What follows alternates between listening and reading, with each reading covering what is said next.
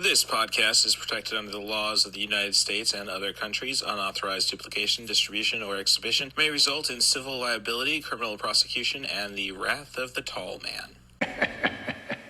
Boy!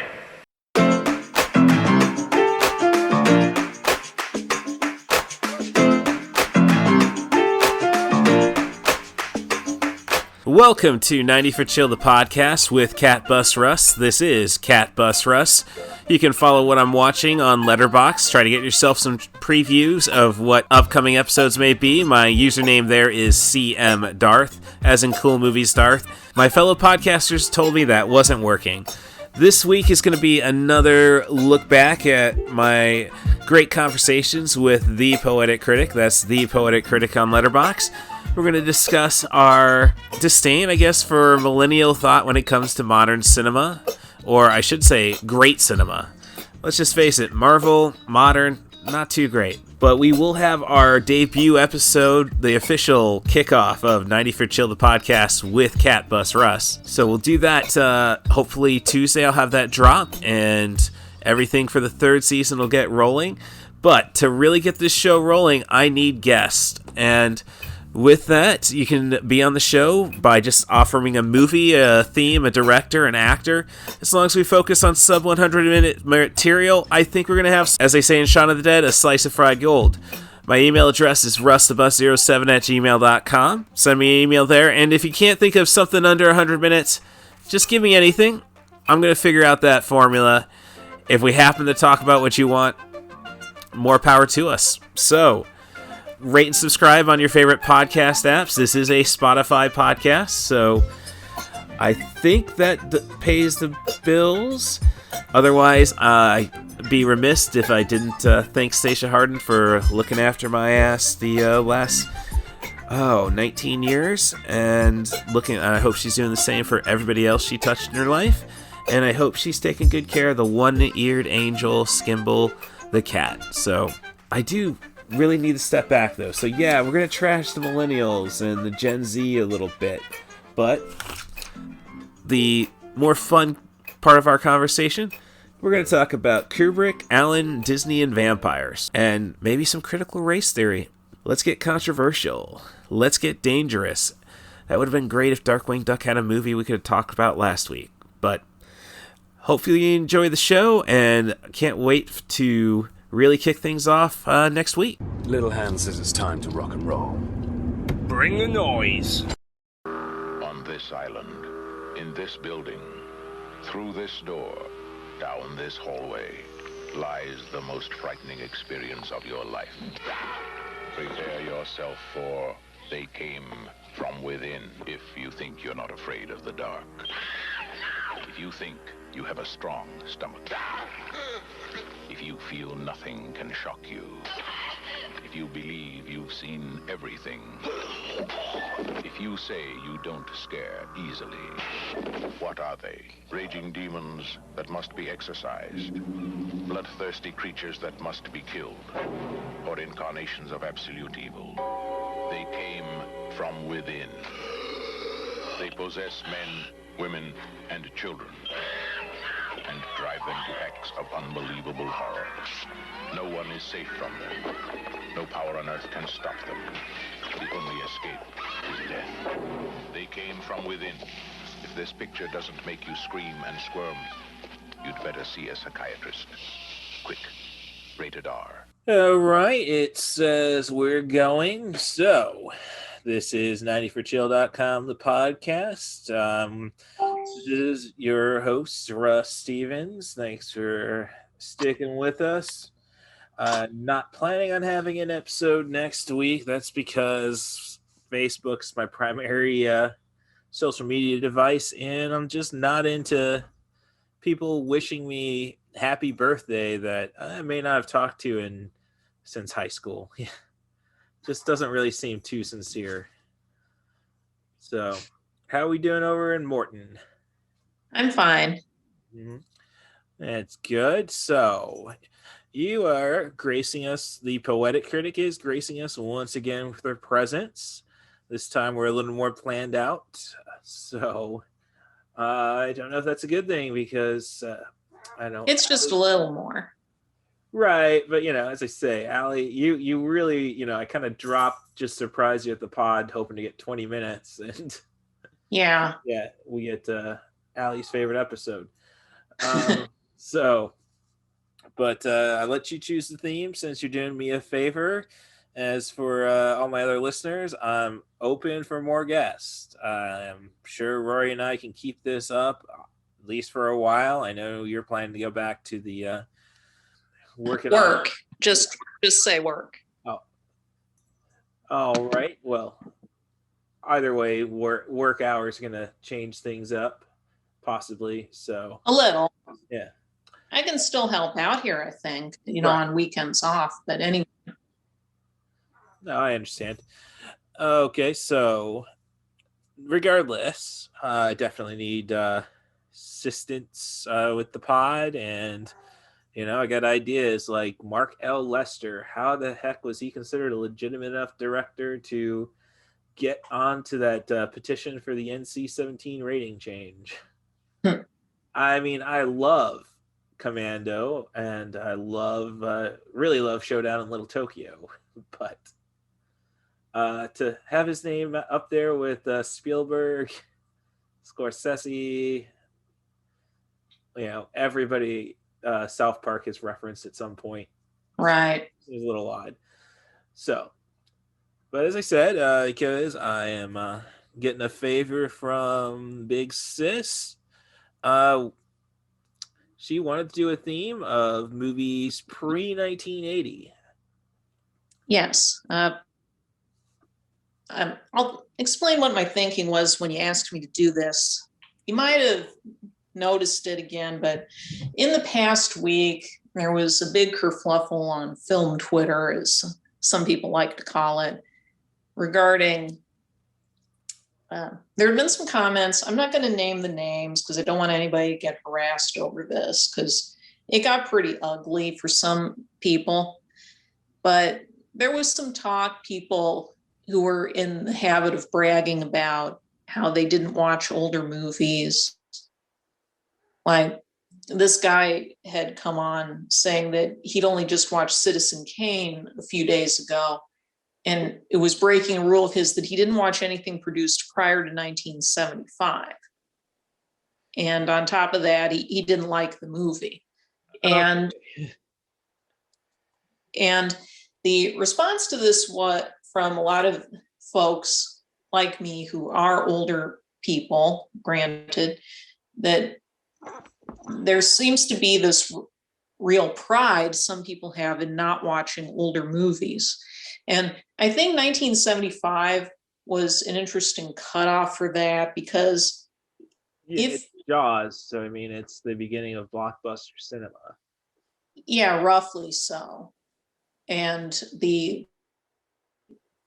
it's the beginning of blockbuster cinema, but also late New Hollywood, because as Drew McWeeny and Scott Weinberg discussed on 80s All Over, the 80s don't really begin for film until roughly early 1984. Because until then, there is still a lot of new Hollywood work being produced and a lot of stuff you wouldn't see now. Well, I mean, you still had, you could say that, but I mean, you had Raiders, you had 2 Star Wars movies. Right. There's a lot of overlap. Okay. It's the transitional phase. It's like these millennials at 82 trying to sneak into my proud Gen X at right 81. Now, let's go back for a minute. Okay. And on top of these people making these kind of comments on Twitter and getting some backlash, Martin Scorsese wrote another article, I think it was for Esquire this time, in which he was talking about Federico Fellini's work. And in the essay, which is mostly about the Fellini stuff, right? I skimmed it over, but it was mostly about Fellini.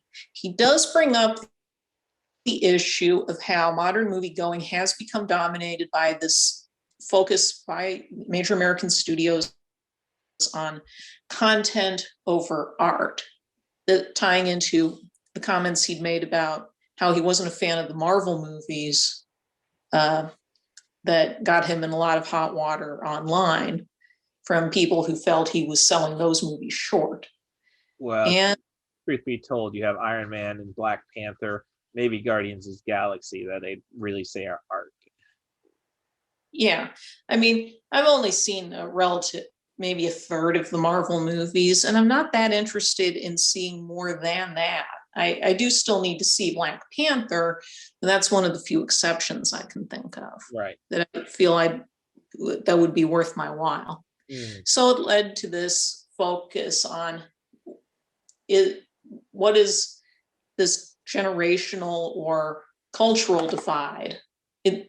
There's overlap, of course, between the generation and the culture, but this increasing feeling that the kind of people who like Marvel movies and which has some overlap with people who disdain older movies, because it's so common and are almost, some of whom are almost proud to boast about not knowing from older movies, is deeply frustrating, especially at a time when, although there are more avenues to get movies than we had, say, in the 1980s, that they're not being used to their best and fullest.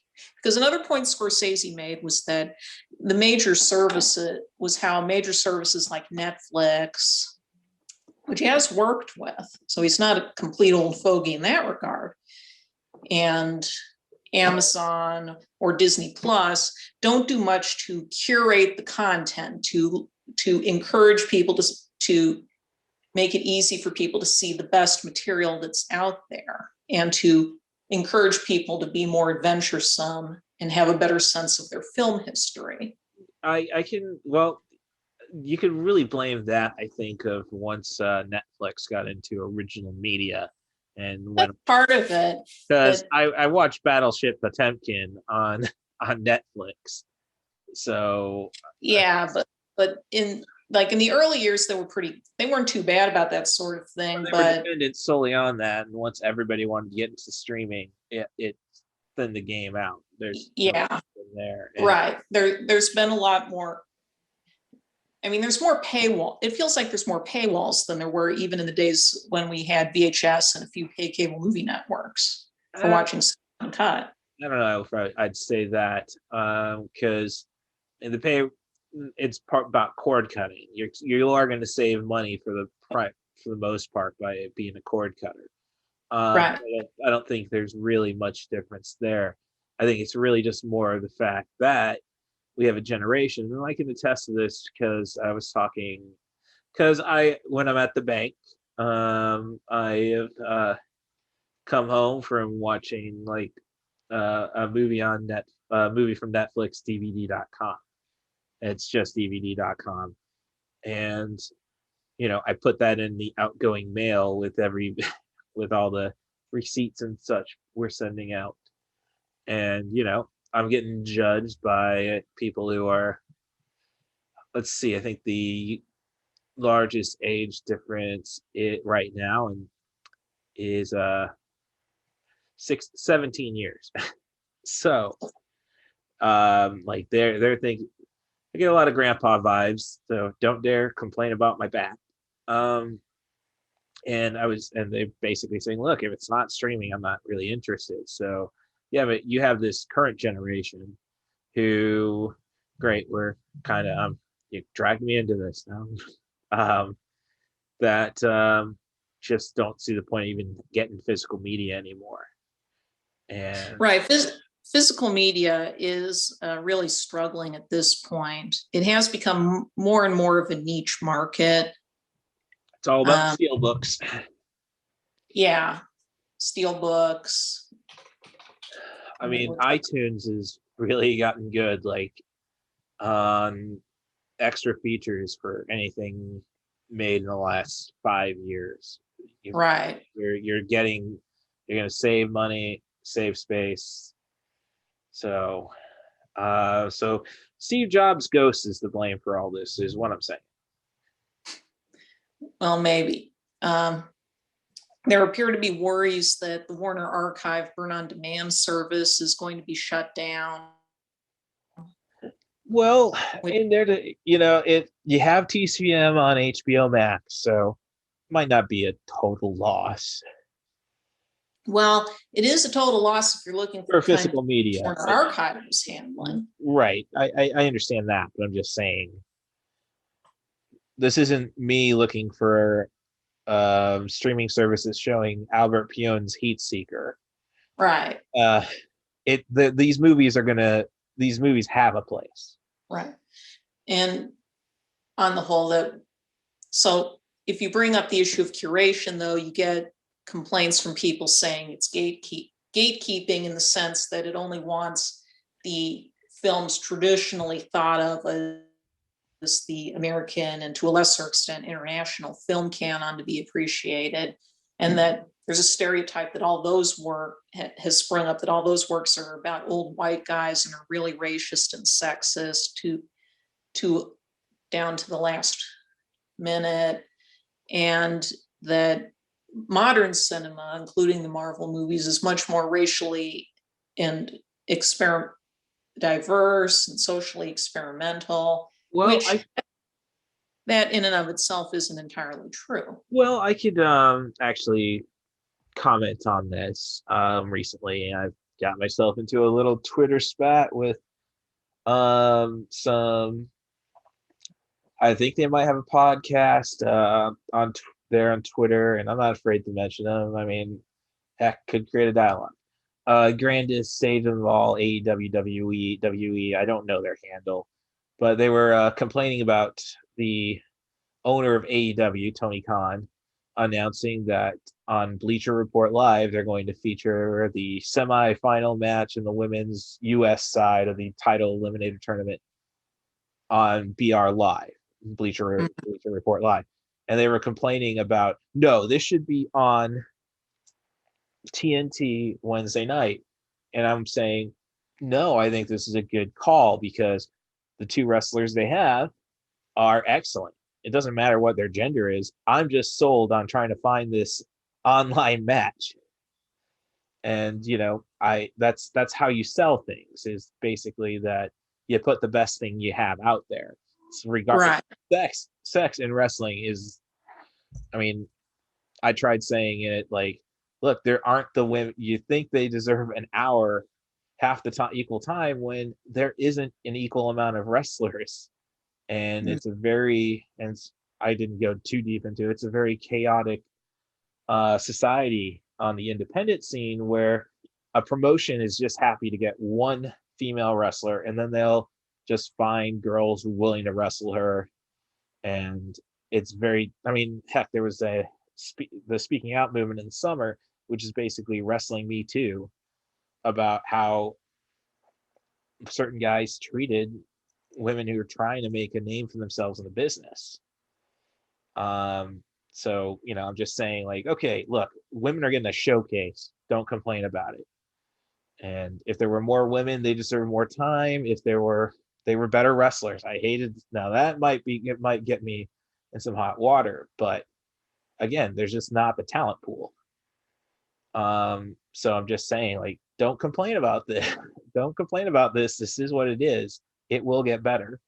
And no, people want this change now, or they want to feel like they are a cultural warrior. It's very much like Obama said, that you just can't be a keyboard activist. And I think that's what a lot of this film Twitter stuff you're talking about is.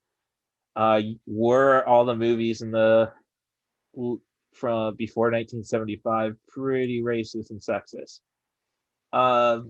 Yeah, I will. I'm just gonna say, as You Only Live Twice as being one of my favorite Bond movies, and that's probably the most racist Bond movie.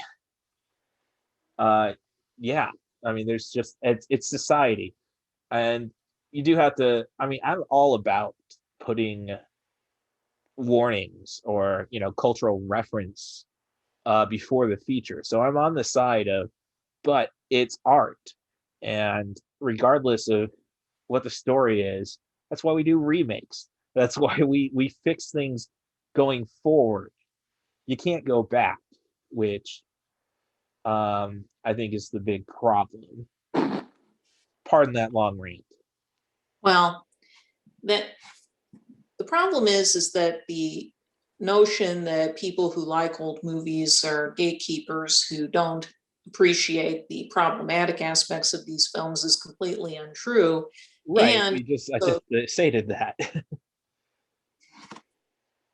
I mean, and I know plenty of people though who will say, "Oh, you don't like old cinema," and then, "Oh, yeah, we shouldn't be telling people that. Oh, just watch it and accept it for what it is." I think right, I think we do need these warnings. In other words, I want to see Song of the South again. Put a warning on it. I want to see it. but it speaks to a lot of these younger audiences not realizing that we are already working on that with problematic works, and also making more of an effort to get the canon expanded. Last year, there was a discussion in the New York Times of how the Criterion Collection has been kind of skewed over the years to white American and European directors. And while Asian cinema's fairly well depicted, not Yeah, necessarily Southeast Asian cinema, and there's still a lack of black film and female filmmakers who have been included in the physical media releases. okay. There's no question about that. Yes. However, we are already starting to see some change with stuff like Criterion Channel, which is the streaming service that rose out of the ashes of the Filmstruck service that they were running at TCM. Mm-hmm. I've decided to take the plunge and subscribe to that service for at least a year. I signed up a few weeks ago. You signed up for the year then? And yeah. Okay. It's $99 for a year, $99.99 for a full year. Yeah, so you're saving probably. Yeah, it's $11 a month. So there is. Okay, that's quite a deal. You're okay. Yeah, it's a deal. And the thing about Criterion Channel I've found is that they are making a real effort to focus on smaller filmmakers, women, non-white filmmakers, and international scene more than they can with the physical releases so far. Okay. Not all the movies that have had physical Criterion releases are on Criterion Channel. That's partially because of the deals that, say, HBO Max has with Turner Classic Movies, and that there are some titles that they have to share. But what they do have is a lot of stuff that isn't turning up on streaming services anyway. They have a lot of collections. Yeah. Talking about curating stuff. And these include shorts and films. And sometimes they do have to rotate movies in and out of them. Like they only have certain titles. Like last October, they did a big 70s horror retrospective. And some of the movies they included in that were only temporary, like Invasion of the Body Snatchers 78.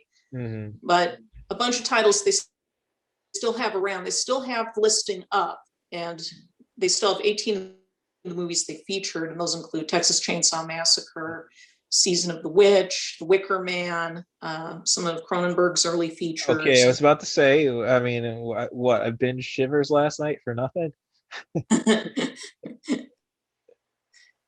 Yeah, they've got that one. And so they'll keep some of these collections around, even if they can't keep all the titles at a time. Mm-hmm. But some of the other titles they have right now are Afrofuturism, cool. Australian New Wave. Yeah, I think a little overrated, but I'm sorry. I think it was listening to the what was the pod? It had Dave Holmes as one of the hosts. It was on one of the guests. It was Screen Drafts. Fictitious Bands. Yeah. And the Australian film Starstruck, or yes, that's a good film. Okay, yes, no, he was raving about it and doing his damnedest to get everybody to watch it. It And it made that list. yeah. Spinal Tap was way too low. I mean, so was probably Inside Llewellyn Day. I mean, it's a pretty good list. Very white. They could have just thrown and Fear of a Black Hat in to fix that. But I don't know. That owes so much to Spinal Tap conceptually. I can see why it would have felt a little redundant. all right, it was on Screen Picks recently, so it's like, and I have an old VHS from Second Cinema of that, so Yeah, it's close to my heart. right. No, it's a good film. Yeah. But anyway, some of the other collections Criterion has right now is new Korean cinema, Oh, awesome. like Save the Green Planet, Tale of Two Sisters. I imagine some of the more aggressive stuff. I'm not saying I Saw the Devil, but think featuring the guy from Old Boy kind of stuff. Well, or maybe I'm just very narrow on my Korean cinema. I still haven't watched Parasite yet. But other things collections they have include, they have a lot of fun coming up with some of these collections. They do ones that are by actor or director, as you might expect. Right. Like this month, they have a program of Cary Grant comedies, a run through of Mae West's work, and the Peter Sellers retrospective, because they got the streaming rights to a documentary about one of his films. Okay. And exclusive rights, so they decided they'd also do a little season. And they, on top of that, most of the films they got for it are the 1950s and 60s films he did in England that aren't as well known in this country. Yeah, Right. including one that was nearly lost for many years, Mr. Topaz, which is the only movie he officially directed. Huh. That's pretty significant. And Criterion also has a lot of shorts, which are often included in the collections, like the Afrofuturism collection has both short films and features. Right.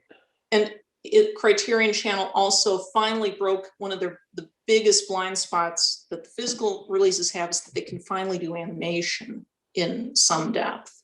Okay. So beyond just Fantastic Planet. Yeah. Way beyond that in some cases, because they get a lot of shorts. Like they did a Bill Plimpton retrospective, working through a lot of his shorts and features. They've done John and Faith Hubley, who are two of the biggest indie animators of the 1960s. And that leads up to another thing, and I think this gets us closer to what I want to tackle here, is they have a collection that they expand on with a new film each week called the Saturday Matinees Collection. Saturday Matinees, let's see if I can pull it up here on my computer. It takes a minute because they kind of bury it at the bottom of the big list, but Saturday Matinees is specifically aimed at families and children. But the films they feature aren't necessarily the ones you think of first. What they have, some of them are titles that are in the physical collection, and some of them aren't. Again, some of them rotate in and out. But they've included a lot of silent comedies, including several of Chaplin's features, Safety Last, which is Harold Lloyd's most famous film. So they have some Buster Keaton. They've also included films about children, or that heavily involve them, like the David Lean version of Great Expectations, several of Sabu's vehicles from the 1940s. They've included a lot of films that kids of older generations grew up with in one way or another, like the original version of The Blob. All right. Yep. Stephen Quinn's debut. Yep. You say Sabu though, and I'm thinking I didn't know the homicidal, genocidal, suicidal maniac was around in the 40s. Oh. Cheap joke. Cheap joke. I mean, I'm trying to win wrestling fans over. Okay. Okay. They have Godzilla 54 and Destroy All Monsters. Ah, Of course, being kind of an offshoot of the big box set they did in the physical. Godzilla, right. And they've had several animated features, mostly foreign ones. They have Watership Down. Ah, Yeah. haven't Which had is the nerve to watch that one. I don't know what it is. Bunnies, I just don't like getting evil. No, I think Watership Down is excellent. I'm not saying that. I'm just saying. Yeah, leave the They evil. have some of the French animator Michel Ocelot's Kirikou films, which are adaptations of African folk tales, Oh, which are very, very nicely made. And keeping in with your 90 for chill concept, a lot of these movies are well under 90 minutes. Like older movies like your Silence or your Ray Harryhausen right. effects movie. Oh, well, Or I mean, half the time when you talk about Ray Harryhausen, it's like, could they really afford to do 2 hours? in a sense, no.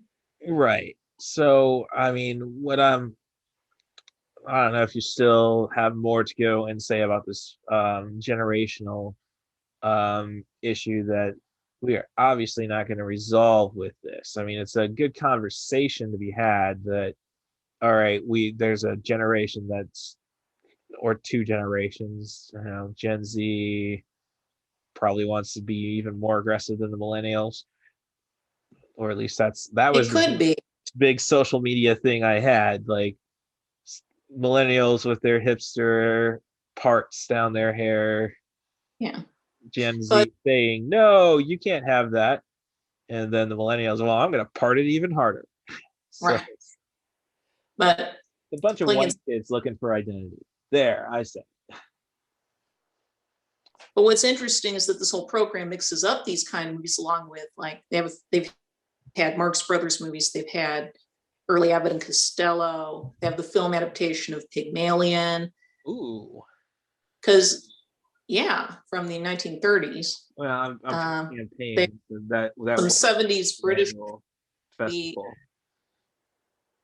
They have the Railway Children from 1970, which was one of the biggest British children's films of that era, and is as big as any for that culture as anything of the Disney movies of that period would be for us. And some of the more recent ones they added included, they got The Last Unicorn up on streaming. I don't know if that was available on streaming before. Maybe Netflix had it, but I mean, that again, we're talking years ago when I was working primarily second shifts and could stay up drunkenly watching Netflix for till 5-6 a.m. in the morning. The good old. And that's going to the fact that kids up through the 90s saw so many of these movies, or could have found them with a little effort if it was on cable or VHS. Because you remember how Nickelodeon or Disney Channel build their schedules out with all sorts of stuff, like The Red Balloon, which is also in this collection. I'm really looking for Unico myself. Unico, I think those 2 films are available on Tubi, I believe. Oh, okay. Well, thank you very much. Yeah, it's the original. It's the original dubs too. Well, okay. With that said, how much live television are you really or live television, or dare I say, DVR television are you watching now, or have you pretty much gone to a streaming diet? I don't really watch any live television at all at this point, or wait for it on streaming, really. I just haven't been as interested in that kind of long format right now. Oh no, I totally get that, but I'm more focused on movies, so. Right, no, and that's actually something I wanted to address. So Netflix, you can't get mad at me because I'm paying for the extra screens access, but are we really using Netflix that much?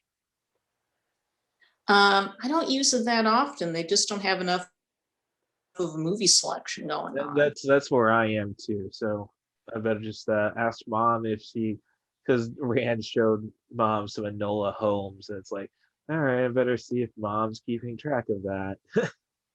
Well, it's up to you guys. It doesn't matter much to me. Well, It, I mean, I'm the only one paying for it. Jeez. right. It's up to you. Yeah, so maybe. Yeah, so I'll just have to talk, make sure with mom. So, I mean, I'll probably be back for Stranger Things 4, but that's just it. It's not. I'm there for the mood. I'm not. I mean, things are shaping up. I don't have to watch Tiger King. I did watch Tiger King. I enjoyed Tiger King. It was great seeing Joel McHale do the do the reunion special. But I'm still upset about Joel McHale and oh my gosh, who did the she had a show, a weekly show on Netflix. Ginger was a writer on on Seth Meyers. Shoot, hosted the last press White House press corps. See what you did, I don't know. Netflix. I definitely need to save that $13 a month.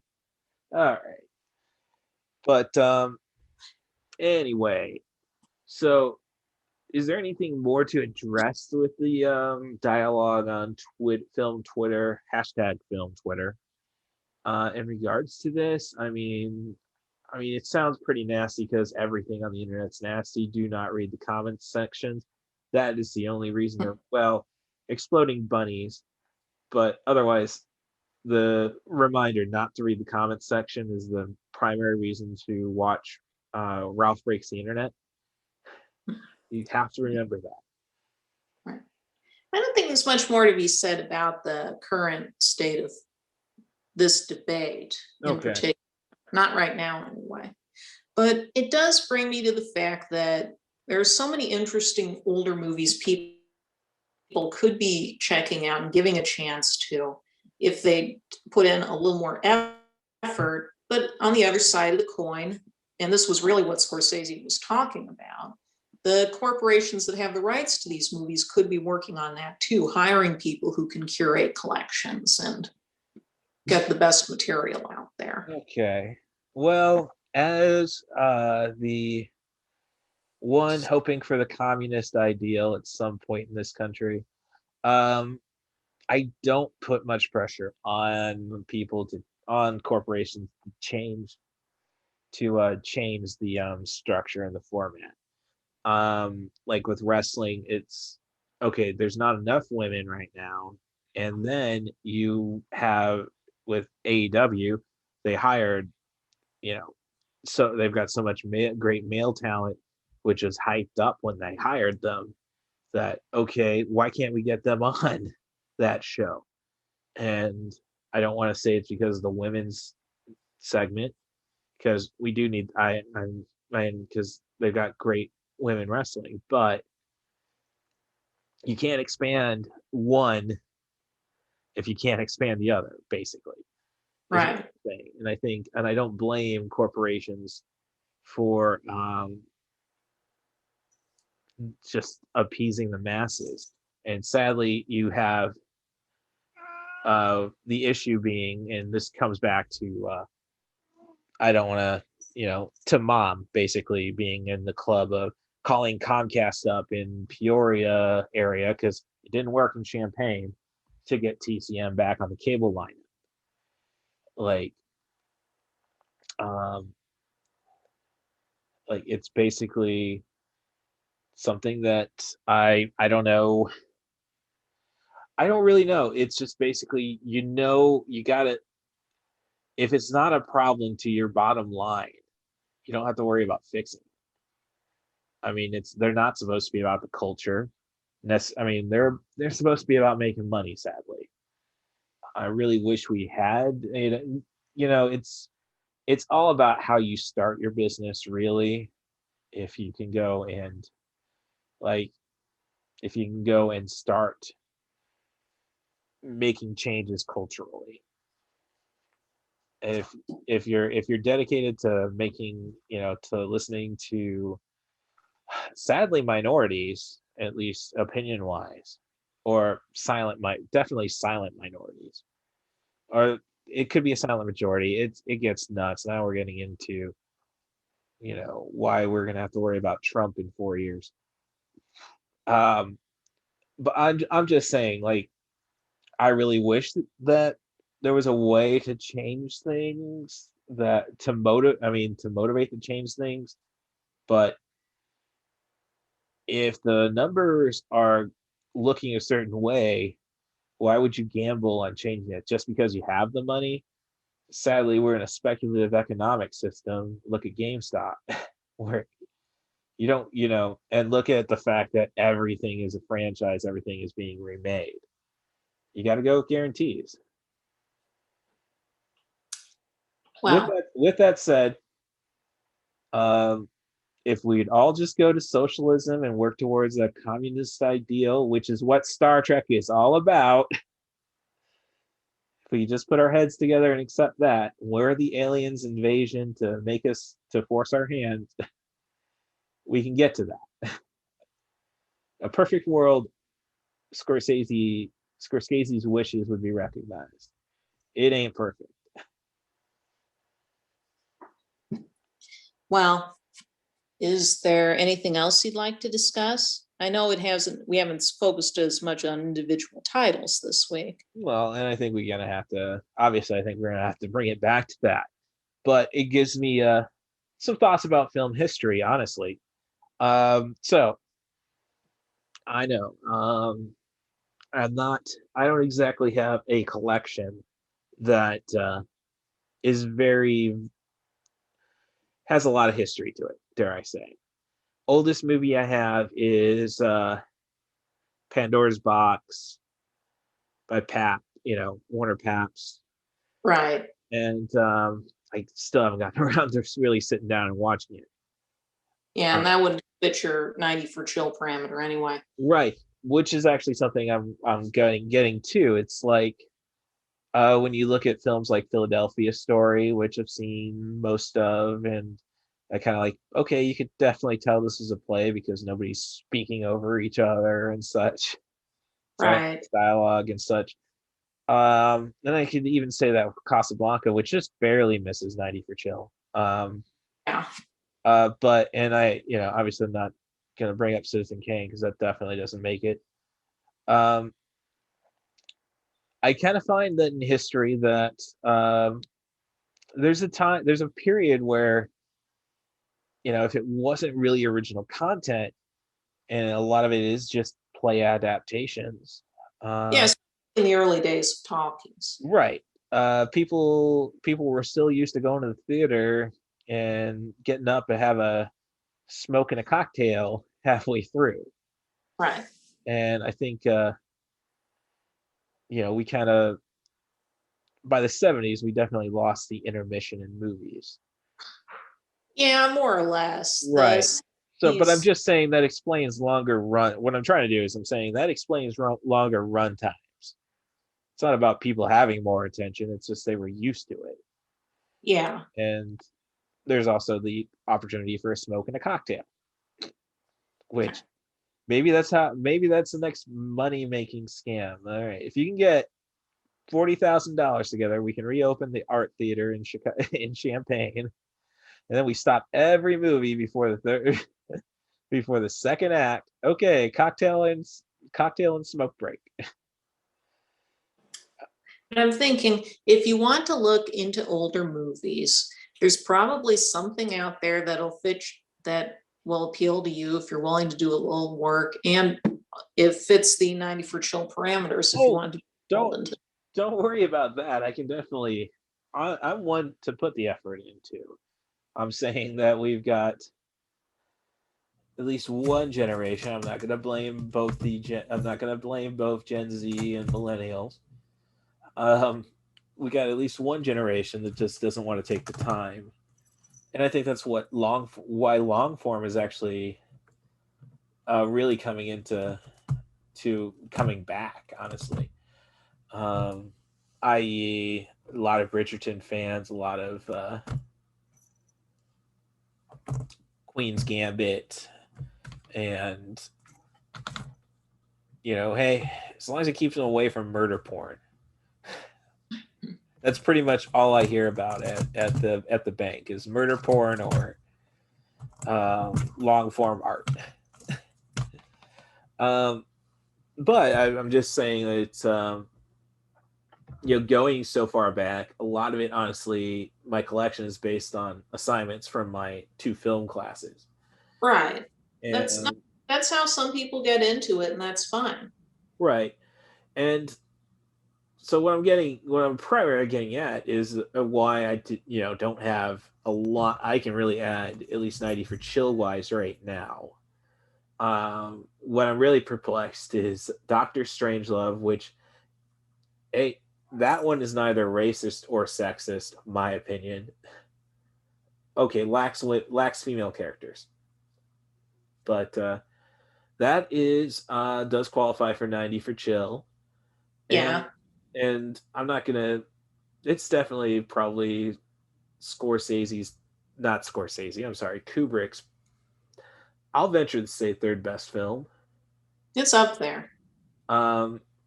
Which makes me wonder, and I mean, it's the credit to him as a director. Now, I'm not a Shining fan. I can definitely. Right. I think Ready Player One did a better work The Shining than Kubrick did. But a lot of Kubrick's early films are pretty short up through Doctor Strangelove.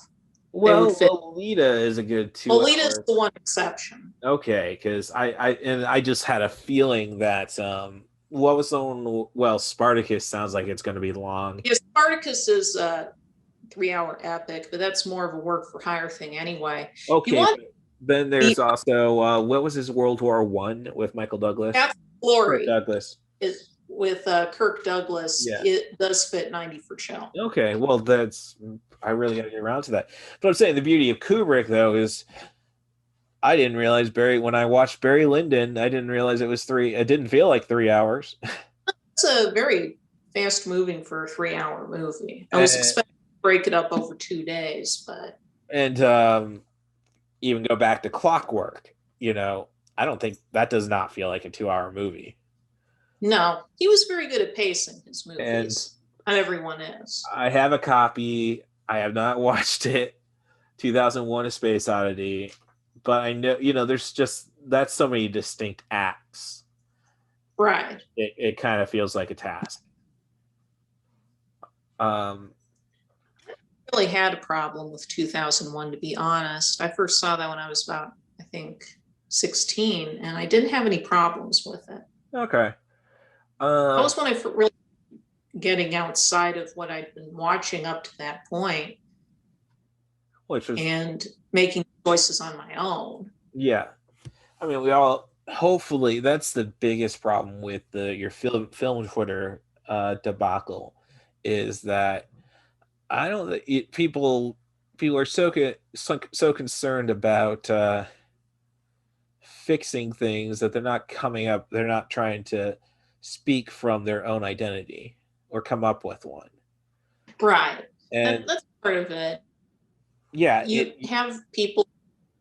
It's one thing to have people who can be obsessive about certain filmmakers or actors. It's another when they're showing this kind of loyalty to corporations, which is part of why the discourse around Scorsese can get so toxic, is because you have a lot of people who want to defend a major corporation against right. Yeah, just because they're being social, they're recognizing societal changes. No, they're not. They're just profiting off you, and they're doing it to solely make a buck. That's why, again, going back to my wrestling argument, no. I mean, if you can show that they're going to make more money by putting women's wrestling on, they'll do it. But it's not a sincere effort. And on top of that, so many of the Marvel discourse, some of it I'm sure is trolling. Oh. But they would always say that Scorsese only makes movies about old white Italian mobsters, or at least old white Italian men. Okay, now. Now, you know, and I know that isn't true. Well, and I know that a lot of Italians don't consider themselves to be white. So Right, where's your right. sensitivity there?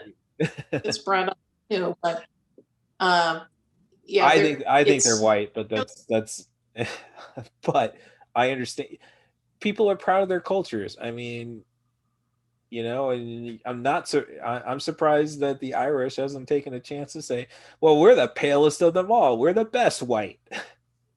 you know?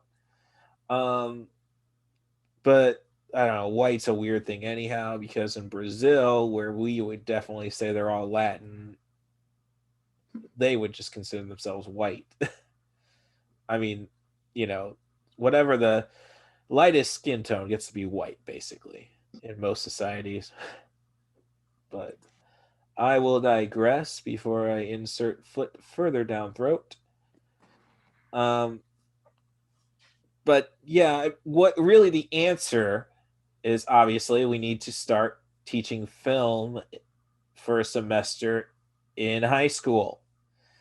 But but how but that's a whole issue in and of itself, how arts education is supposed to work in a country that's having hard enough time with the 3 R's and has for a long time.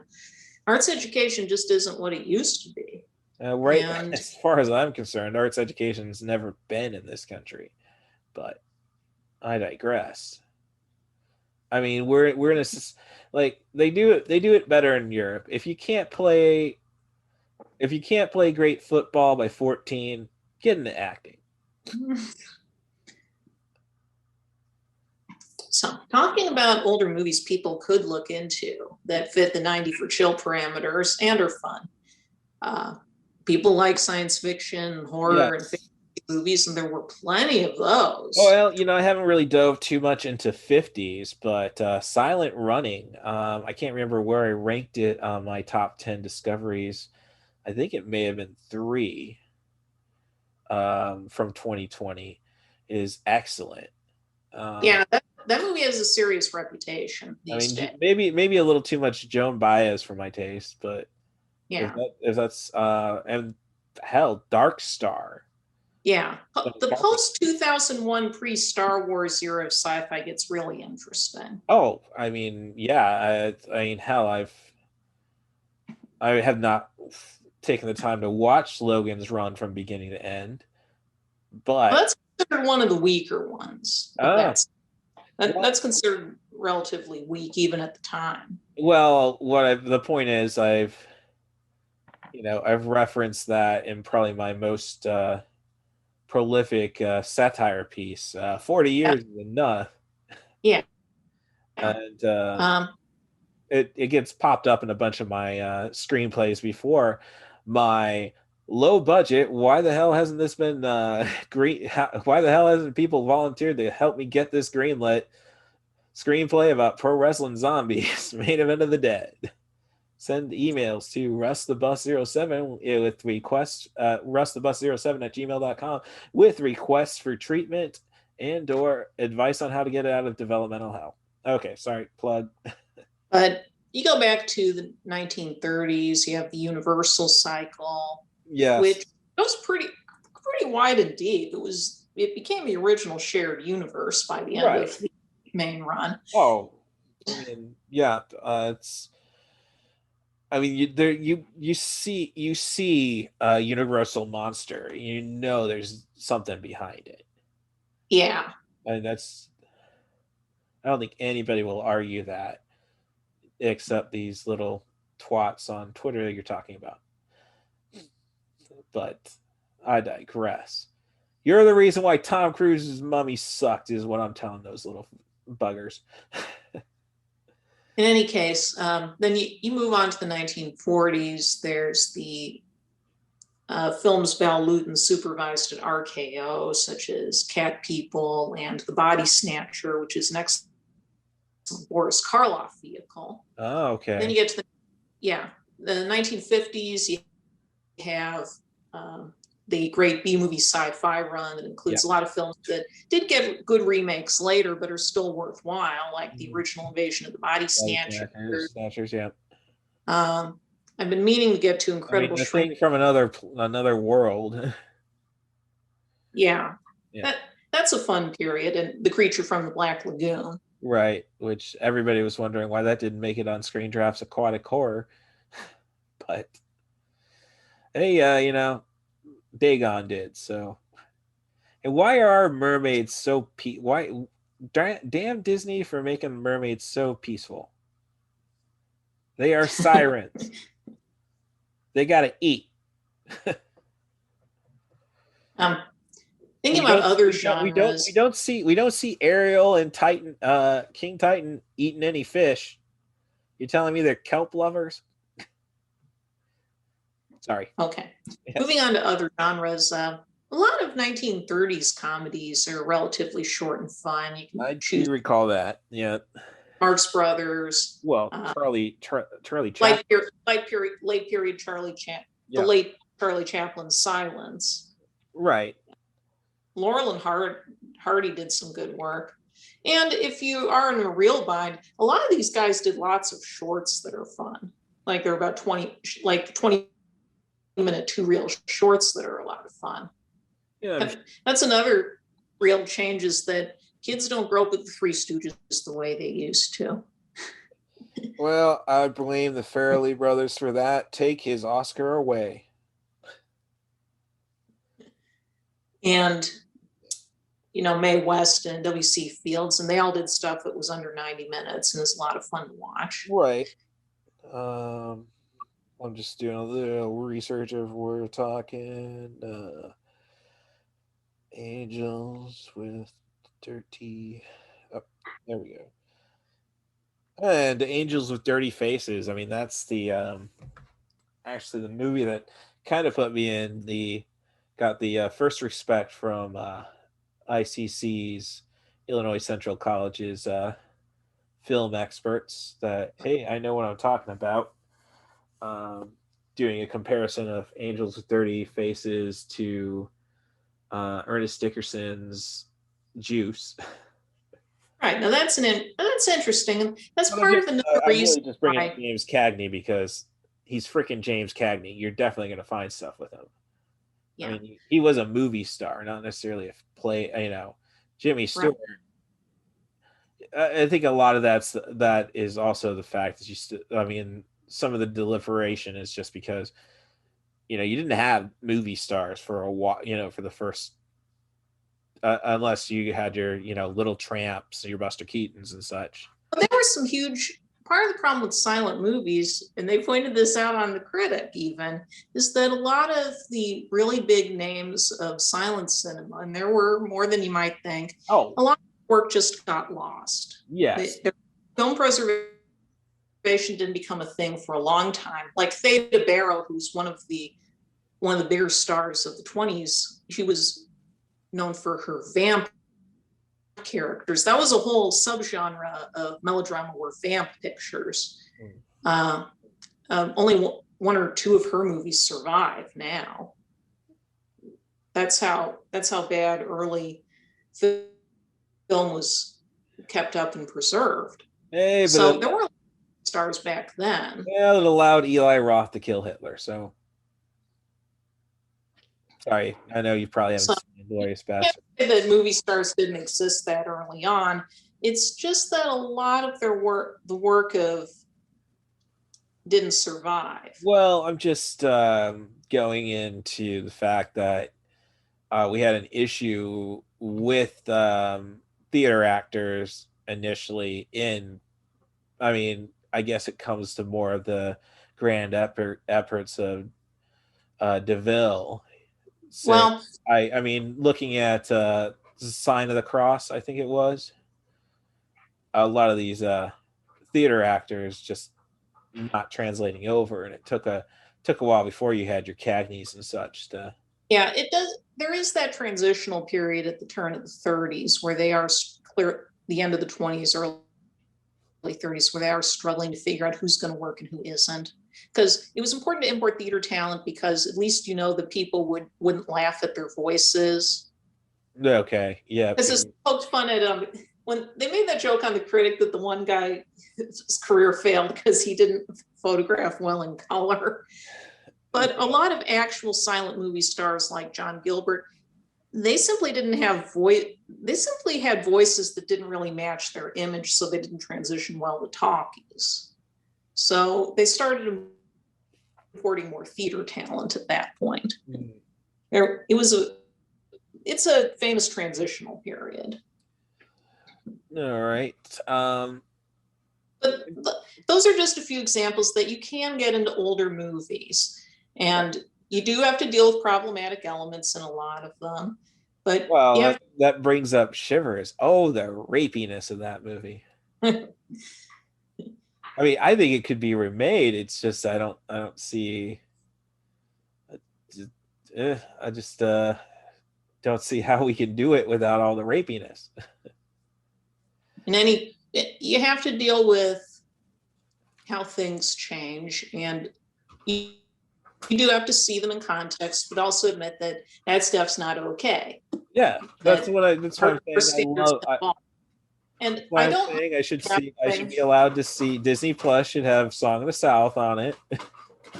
I think Song of the South is a special case because that's a more specifically wounding film for a lot of people. Well, I don't know, because I think it's really, I don't know if that's necessarily the case. I think it's just the first one where he really pointed out. I mean, everybody just accepted Gone with the Wind as a classic. And no, that's some Uncle Tom stuff right there, if I'm using the term correctly.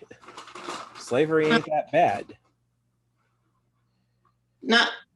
But you have to work on, and this is how you also work on expanding the canon and unearthing other films that can go alongside the more popular titles. And then you have it's just healthier for everyone if you approach it that way.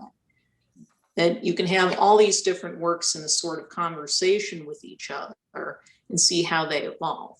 And while it's easy to say you can just remake things and make them less problematic. Oh, no. No, you can't. You're missing. You try to remake something which has something like, I'm not saying the main element of Gone with the Wind was whitewashing slavery. Right. But no, you have to keep that base, I think. Now you can go and explore it better. It's a daring thing, though, and most people don't want to dare. Right. It's easier to strike out on your own and find other ways to explore the kind of material you're not comfortable with. You're right.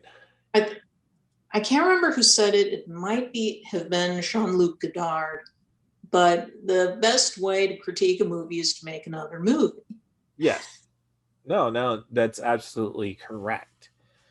And maybe that's what we need from the Marvel universe, which is currently infallible.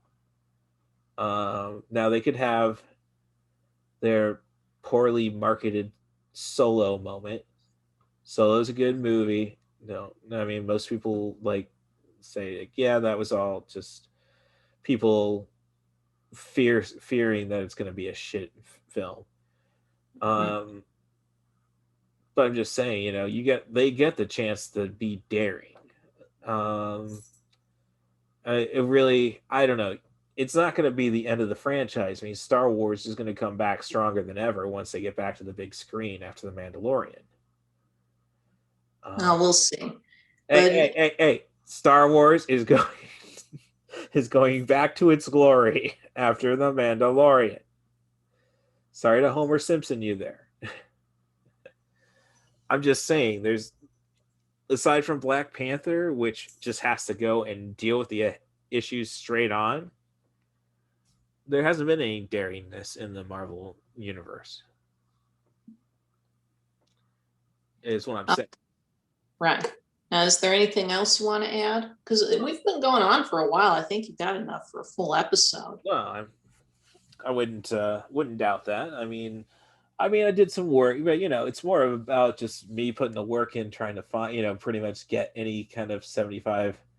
I mean, not hundred movie that qualifies for my website site mentioned. I mean, Shivers is like just brilliant horror because of the. I mean, it's pre-Carpenter stuff. Definitely. I'm kind of disappointed that Stuart Gordon didn't have. Really, I think he only had a production of Bleacher Bums, which makes him even cooler. Talking about the Cubbies. Um, Before 1980. I did watch Lady Snowblood, which is a big influence on Tarantino, obviously. I mean, it pretty much is Kill Bill. Mhm. Um, Now, Tarantino really was able to expand on that. But, I mean, it goes back to, I think, 70s and how it's just because the attitude was, let's just get it made. Mhm. And I think that is something that this current generation is missing. I mean, anybody who gets something made right now is a name established. Right. Nobody's I mean, Jordan Peele, yeah, he was, he had a successful TV show. I mean, Mhm. Keanu is a kitten classic. But, you know, he he did have some he wasn't somebody unknown, somebody that I mean, Blumhouse doesn't take chances. They know exactly what they're doing. I think that's really what I'm getting. What's coming to my head is that I think with cinema now, we have to have these. We gotta, if you want to change the corporate structure of everything, we have to go back to filmmakers who are just going to make films, and most of them will probably fit in the 90 for chill time slot, because of that. Because they're not going to have the money, they're not going to have the resources, but we can still just make movies, I think. And Well, if you I'm sorry. well, if you say so. Well, I mean, it's especially with all these streaming services now. If you can get on Shutter, you'll eventually get it to a studio deal, I think. Or you can be happy with being on Shutter. And but if you're really great on Shutter, Criterion will come looking for you.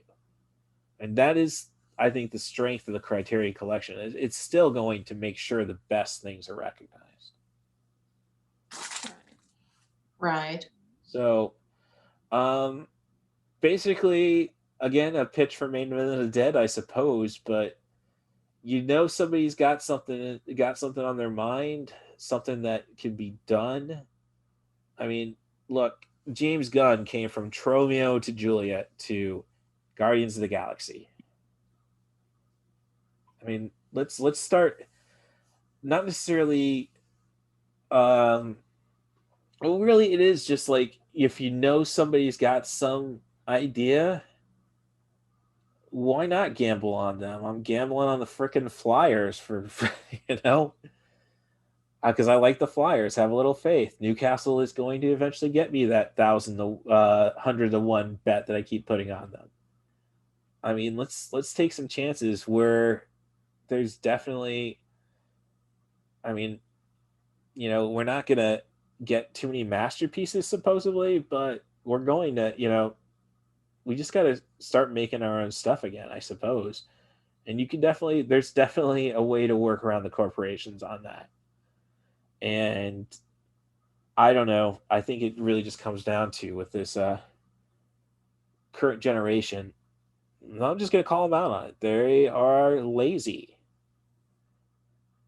You know, that comes from a guy who can win about any fight he finds himself in, at least from a physical standpoint. But, um, you know, I don't think a lot of people want things to change. I think, sadly, we're coming back to another 80s, I guess.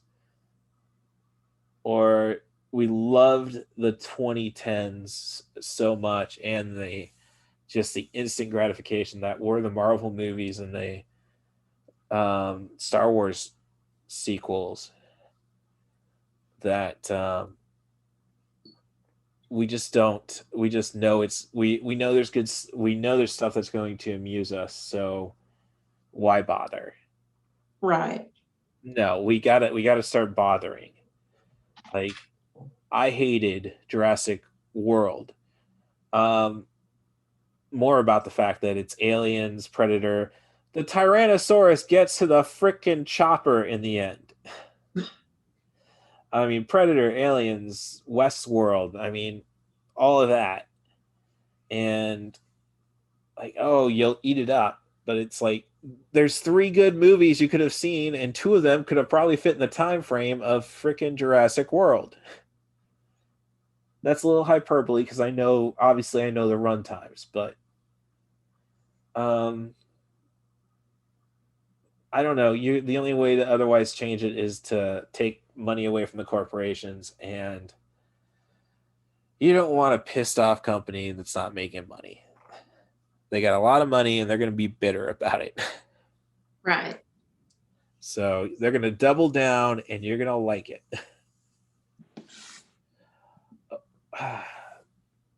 So another solution is also to just give Jeff Goldblum his own studio where he has to star in every movie. That would be interesting. Okay, see, now I got you bored again. Okay, but did you end up watching any movies, or did you just want to really just tell people that, hey, the best stuff is behind us, unfortunately? I don't think the best stuff is behind us. That's a hopeless way of looking at it.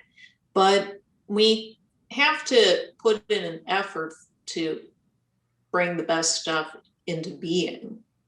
And that's going to take a lot of work. I know there's a lot of good cinema out there. It's just getting very hard to cut through the clutter at the moment with the big content hoses all these streaming services or on-demand services are bringing out. I have to wait for my movies to mellow at this point. But I know there's good material out there. We shouldn't be completely hopeless. I don't know. It's making me feel like we got to figure a way to kill Tony Stark again. I mean, I guess that's just an attitude of mine. It's a lot of the people question, like, I live in a college town, and a lot of people question, like, how do you score higher on the leftist thing while you preach politics? Because good things take work. I mean, you can't convince. Well, I mean, I'm in Illinois, which the people are the salt of the earth, common full farmers. You know. Which Anyway, reminds me, that's something I wanted to bring up because I was trying to get you to go and pull the Mel Brooks there. Um, Mel Brooks' comedy was all pretty brief in the 70s, the exception of, and we're only talking a few minutes, Young Frankenstein, which I don't know. I will yeah, argue the producers was his best. I can. that's a pretty strong argument people have made for the producers. I I could. think films in 74 are kind of his high watermark, especially when you put them together. Oh, But the sheer ambition of those yeah, films. But this leads me to say, like, okay, we had all these pretty quick, brief comedies. I mean, you had the exceptions, like It's a Mad, Mad, Mad, Mad World back in the yeah, '60s. comedy doesn't lend itself well to extended runtimes. Right, and yeah, which is what I'm getting at. But then you had Animal House, and John Landis knocks out of the part. I'm not going to even get into the problematic stuff of that. I could have taken Right. 15 minutes off of that. True. I don't think it's as nasty as people say it is. I'm also somebody who says Revenge of the Nerds ages well because the word is revenge. I spit on your grave is about the brutality expanded upon. But John Landis has success with Animal House, and his next big success wasn't initially a success. I think it aged better. The Blues Brothers. I didn't realize that was 2 hours 10 minutes. And then Yeah, it was a big hit at the time, but its reputation has only gone up over the years. Right. It was a substantial hit. But what I'm getting at then you think John Landis, you think his next big movie, you don't think Spies Like Us, which does fit 90 for chill. You think Trading Places, and you think Right. Coming to America. I'm basically blaming John Landis for making comedies too long. I don't know. Ghostbusters is, I mean, is probably a 3-hour movie if you go and put all the stuff that they had to cut. I mean, I wanted more continuity to raise BJ, more background. So that's really all I've got out of my when you told me about wanting to do pre-70s movie, pre-80s movies, is like kind of how the 80s sucked, I guess, by just going into this big blockbuster stuff. So yeah, I think that's where I'm at. Otherwise, you had classics from the 60s, Night of the Living Dead, another paper that got me more reputation as Illinois Central College's film expert. How important Sidney Lumet's work was, primarily 12 Angry Men, is a movie that should be shown after every trial where, people might get pissed. I mean, it would be better to jump to Henry Fonda than to frickin' Nancy Grace when we got a controversial court decision. But I think that really covers all I've got. So thank you very much, Rory. You are the poetic critic. That is the poetic critic on Letterboxd. I'm kind of curious because we've obviously been talking about Twitter, what your Twitter account is, but if you want to withhold that, I totally understand. You can find me at all of my work writing wise is at maineventofthedead.com. You might get directed to other subblogs of mine, Disgruntled Real Championship Wrestling, or anime, remnants of anime, which I can actually say till I watched Shivers, I had a pretty big Japanese week watching an anime called Cat Planet Cuties, which harkens back to Tenchi Muyo and El Hazard, in my opinion. So might not be up your alley, Rory, but I don't know. I'm gonna bring up my Letterboxd thing here and get refreshed on what I watched this week because I was pretty busy. Well, I also watched The Craft this week, and it's like, if you really wanted to appease girls of that age, why didn't you make it a musical as well? Because you didn't have the clever dialogue to make it Clueless with witches. Yeah. Granted, it did give us another slacker Breckin Meyer. Looking at some of the stuff I did watch this past week that fits 90 for chill, I was looking through some old Peter Sellers movies. If you like, I only stumbled upon it, but Tubi had like his first feature, Penny Points to Paradise, and I thought that was a lost film. But they had it, and it was in pretty good condition too. So I guess there had to have been a restoration at some point, and that would fit 90 for chill. What other standouts? Most of the others wouldn't fit 90 for chill that I watched. Well, the craft wouldn't count by 1 minute.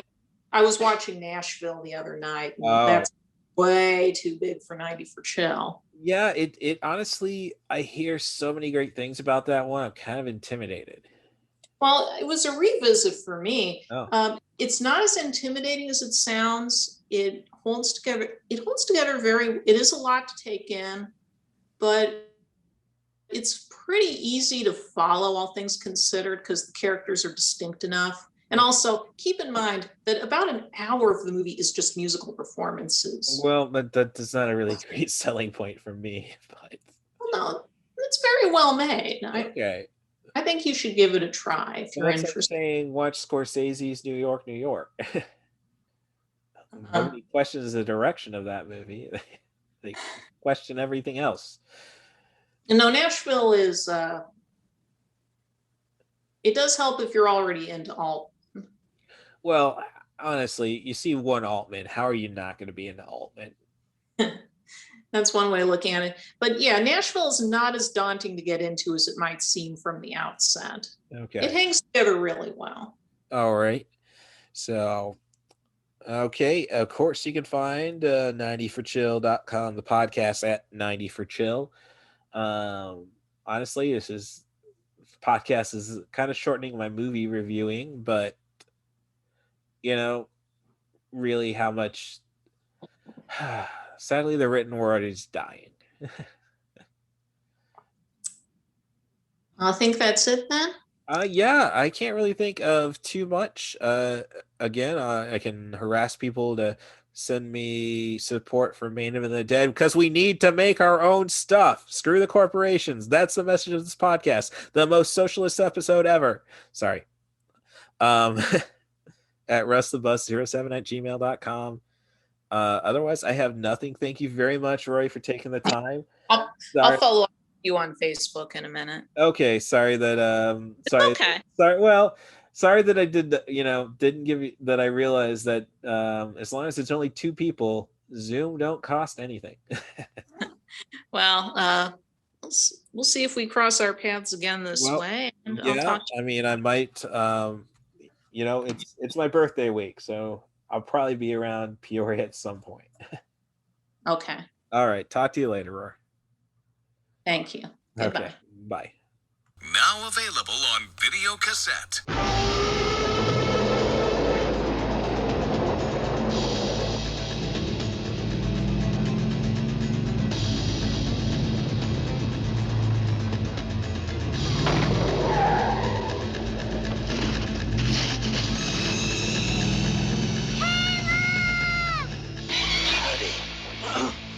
Separate your head from your shoulders. Do it fast. All right. Good times roll. Woo! No! You might as well just kill me then, too. Caleb Colton no longer belongs to our world. We'll give him a week, see if we can call him one of us. He belongs to hers. But you have to learn to kill. He belongs to theirs. I don't want to kill. He makes you kill tonight. And they all belong to the night. It's 3 hours short for a bus ticket home. You help me out? What are you on?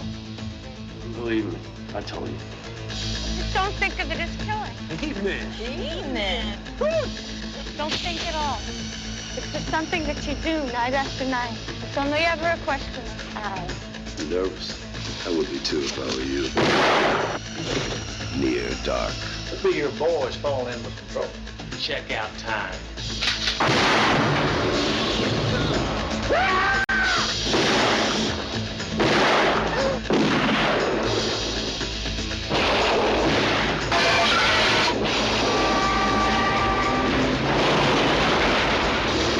Bought yourself some time, son. God damn, this is my family. Let him go.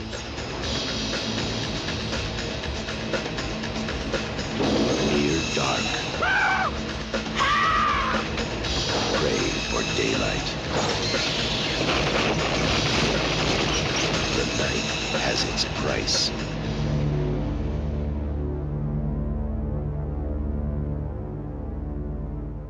And welcome back to 90 for Chill, the podcast. This is your host, Cool Movies Darth. That would be CM Darth on Letterboxd, better known as Russ Stevens.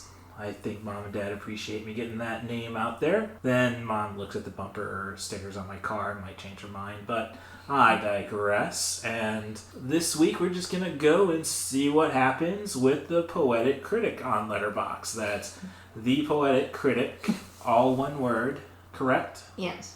All right. And, me, waiting for the Spiral DVD / Blu-ray release so I can drop that episode then.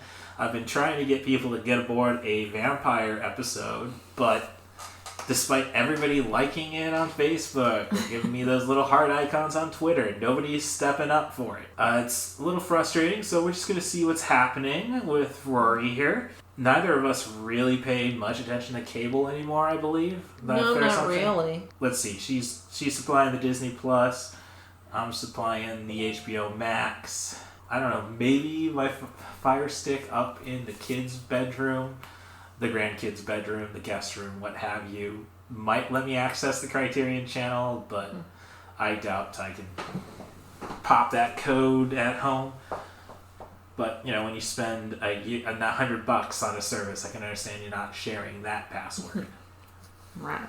Okay. But with that said, though, I just got an advertisement on YouTube yesterday saying HBO Max now has tiers. Basically, you can, for $10, you can just deal with advertisements. I'm just used to paying $15 for HBO Max, so I don't really see myself decreasing to a lower tier. What would your opinion on that be? I know a lot of people just can't stand commercials anymore. I'm very happy with my subscriptions to Disney and Criterion, and I don't have to deal with ads on either of those. If I were the one paying for HBO Max, rather than sharing it with you the way I shared Disney Plus with you, I probably would pay a little extra to go ad-free. Mm-hmm. But on the other hand, I don't really mind when Tubi does it. Runs a few ads. Well, it all depends on what the ads are for when it comes to Tubi, since it's a Fox-owned property, and they are very quick to... I mean, look, being a Democrat is not a problem. You can't make your news advertisements like, and the Democrats. I think you just blew your cover. I mean, at least MSNBC and CNN basically say, it's probably true. See, I'm saying probably true. I don't want to offend my right-wing friends. I mean, that's probably the most fun thing I've had on Facebook recently is putting an insurrection meme up and having three of my professional wrestling friends who actually made a name for themselves in the business argue over it. Well, let's go back to the vampire thing, because I missed that you were interested in doing a vampire episode. Mm-hmm. Now, I don't think I could talk about enough movies for a full episode if we were going to talk about vampires. Well, you could always go with the concept, as I've been pretty much doing recently with the bitter Mitch from Morbidly Macabre. Not going to air up our little rivalry and how we're ruining champagne friendliness on the podcast, but we just did Dance of the Dead and made 2 hours out of that. And then we have my recent one with Andrew Teedy, stand-up comedian from the Champaign area, which was basically a way of just talking about Ghostbusters. And, maybe we'll get back to... Well, I'll probably try to get back to him once Afterlife comes out. So basically I'm out of content for 5 months from what I can tell.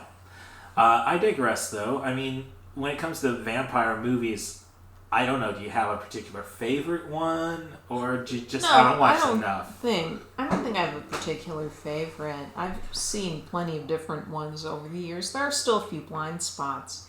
I haven't yet gotten around to any of the famous Hammer Dracula movies, though I've worked my way through much of the Universal cycle. Mm-hmm. I saw the other day, because I have been working through 80s movies, I did see The Lost Boys. Mm-hmm. It didn't really do anything for me. So Joel Schumacher at his finest would be Batman Forever for you? No, I don't think so. I don't know if there is a Batman best. and Robin. No, I don't know if I've ever seen something I'd call best. What? I mean, did he direct The Wiz or just wrote that? No, he only wrote it. Sidney Lumet did The Wiz. Oh, great. No, that's some trivia I did not need. Well, let me bring this around again.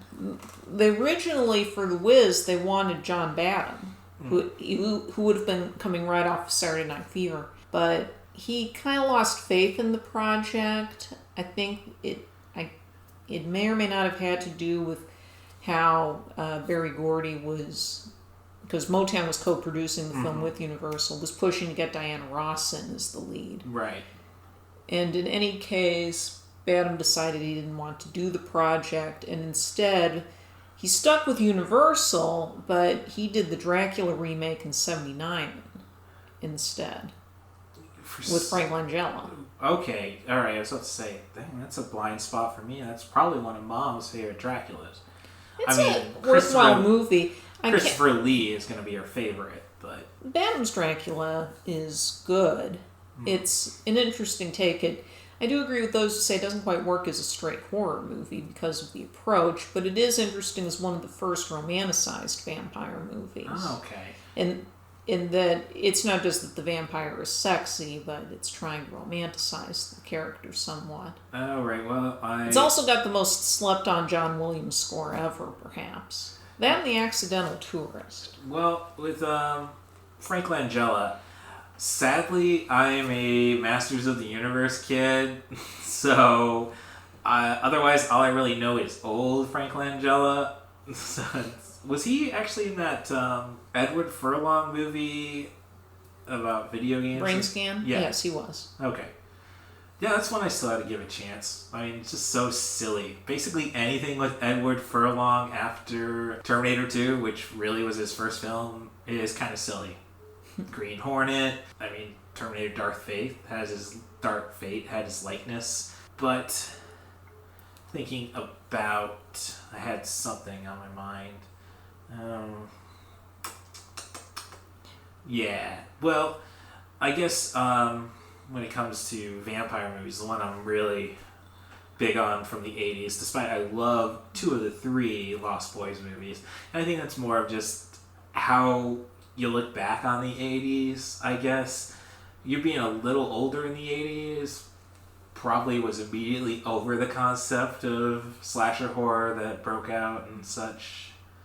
Like, why would you enjoy that type stuff? I mean, I'm sure you've seen Halloween. No, I have not gotten around to that just yet. I figured that would have been on Ebert's list, but... No, it's not on the Ebert list. Okay, then nope, can't blame you there. So, Near Dark, though, I guess is my favorite 80s vampire movie. Near Dark is excellent. All right, okay. And it's, I guess they're getting ready to bring that out on Blu-ray in the UK. Yeah. There was a Blu-ray release a few years ago. Oh yeah, it was at every Walmart, and I'm surprised that it's not to be found anymore. Yeah, Lionsgate doesn't keep their titles in very quickly. We've talked in other episodes. There's a lot of Lionsgate titles that still haven't made it to Blu-ray at all. I would imagine that would include a excellent vampire movie in Shadow of the Vampire. That was 2001. Could be the case. 2000, I think. Like, I went and saw... I had a friend from high school, very afraid of his parents. I'm not going to drop his name, but we're from Morton, AC town. Right. Apostolic Christians. And, you know, when I heard his dad was Catholic and converted to AC, it was like... Whoa, it wasn't strict enough for them? But he went to Western, which is a notorious party college. Right. But every weekend he would come back to Peoria to spend the weekend and usually watch at least go out to see 2, maybe 3 movies a week, one a night. And honestly, this started around 2000 and... it started around 2001 and wasn't too bad the first few months of 2001 because you had all the Oscar bait. I saw Crouching Tiger at least 3 times, saw Traffic, saw I think a Gladiator reissue or something during that time, so probably my most cultured month in cinema. And then the 2001 movies came out. Yeah, and it's interesting listening to screen drafts. Some stuff gets better remembered than I do. Like Valentine almost made their aughts slasher draft. Shadow of the Vampire was one of those movies. Right. And it's interesting that you say it was 1979's Dracula that first romanticized. Not first, but All Count Orloff wanted was some love. I thought it was always a romantic concept. Well, no, as people say, it's hard to see vampirism as romantic when it involves literally feeding off the other. I once read it compared to, it would be like a man falling in love with a cow. Well, and I actually brought that up. I have a coworker at the bank who is a libertarian vegan, so that's kind of a screwy situation. I think I hate to say it. I think most people want to be conservative. They just have something they're passionate about that they need to see changed, and then they will say bugger off to progress. I mean, I had plenty of friends who were very much about gay rights, but once they got marriage, it turns to, now give me my guns. And it's like, no, you kind of have to, I don't want to say you got to be one or the other, but if you're looking, it shouldn't be about having your guns, it should be about how to make sure people safely have guns. I was telling my coworker when I was explaining that, the new coworker, about her attitudes and stuff, being a vegan libertarian, like, he says that's weird, and it's like, yeah, you see, I can't do veganism because I need the concept that something has died for me. It's the closest thing I get to being a vampire. The chicken nugget. Dare I say, I think I can love a chicken nugget. Definitely a chicken wing. Actually, that plays into my favorite, one of my, the only other watchable Lost Boys movie, which is Lost Boys: The Thirst, where we find out the person that hires Edgar Frog to go and kill the vampires and save her little brother is basically Stephanie Myers. And she goes off about how, you've heard of my books. Yeah, you're a fan? No. You make vampire. There's nothing romantic about being a blood sucker. So there's it's plenty of comedy, which I think is what brings you to the Lost Boys. I don't know, I guess it would be the comedy, because it's not necessarily a scary movie. So if you're not into all this juvenile humor, dare I say, I can see where there's a disconnect. While Near Dark is, I don't know, is that one of your classic puberty and growing, at least adolescence stories? No, I think it's more adult than that. It has more, I would think it having more in common with the film Catherine Bigelow did just a few years later with Point Break, in terms of an outsider being somewhat against his will, conscripted into this group of outsiders that seems likable enough, but is extremely dangerous. There's a surprising amount of parallels between the plots of the two movies in that regard, especially given the wrap-up. Mm-hmm. Well, you can find her at the Poetic Critic on Letterboxd, so you can definitely trust her experience with cinema. I mean, if you look at my profile, I'm still trying to cut down that 5 stars being at 22%. Which means I just have to see more movies, honestly. And Rory is far more willing to give anything a chance, I would say.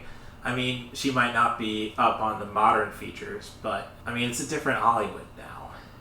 She's basically been around to... the only thing we really missed was the renaissance of the 70s. We both pretty much have seen how, basically, it's all been monopolized. I think you'd agree with that? Oh, no. Looking back at 80s movies, as much as the corporate hegemony did firmly begin in earnest in that decade and squeezed out some of New Hollywood's creativity, there's still a lot more interesting and varied stuff coming out of that decade than we seem to be seeing now, at least as far as mainstream movies goes.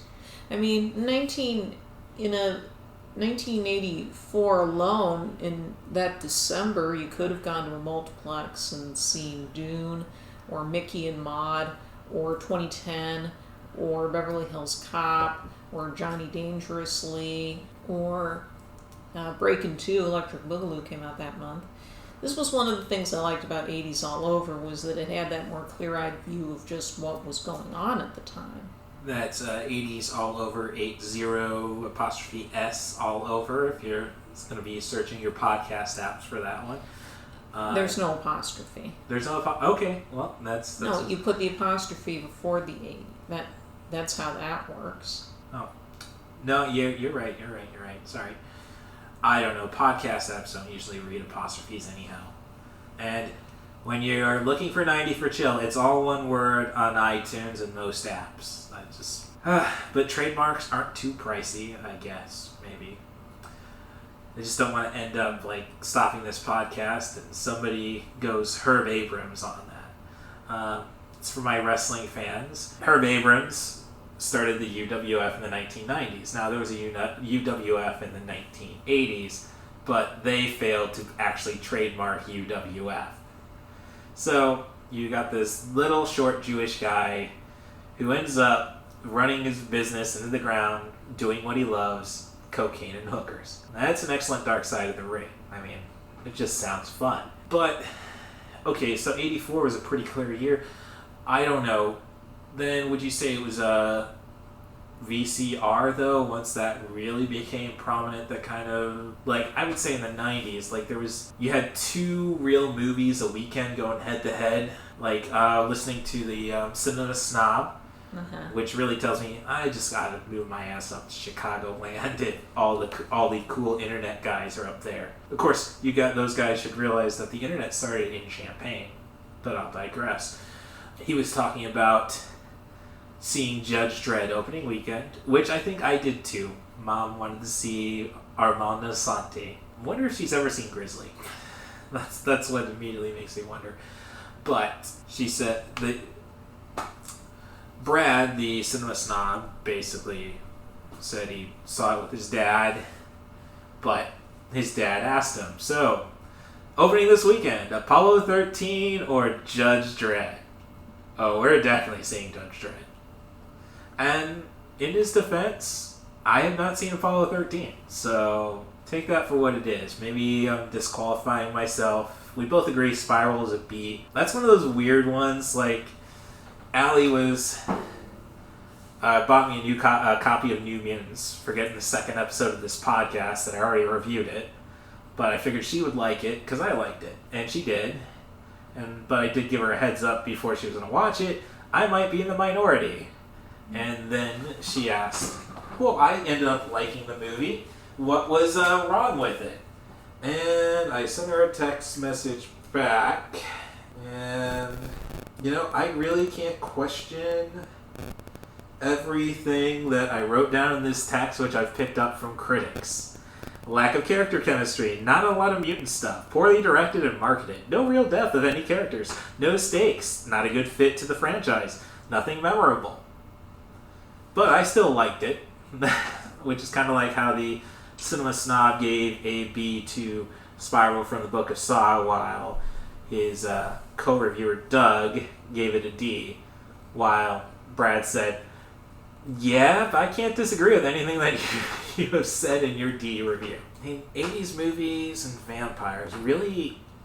So you got Near Dark. I don't know, I didn't take the time to look at it yet, but Once Bitten is fun. I'm sure you saw Once Bitten. I haven't got around to that yet. Well, you had working on. Well, yeah, but you had a big Jim Carrey period.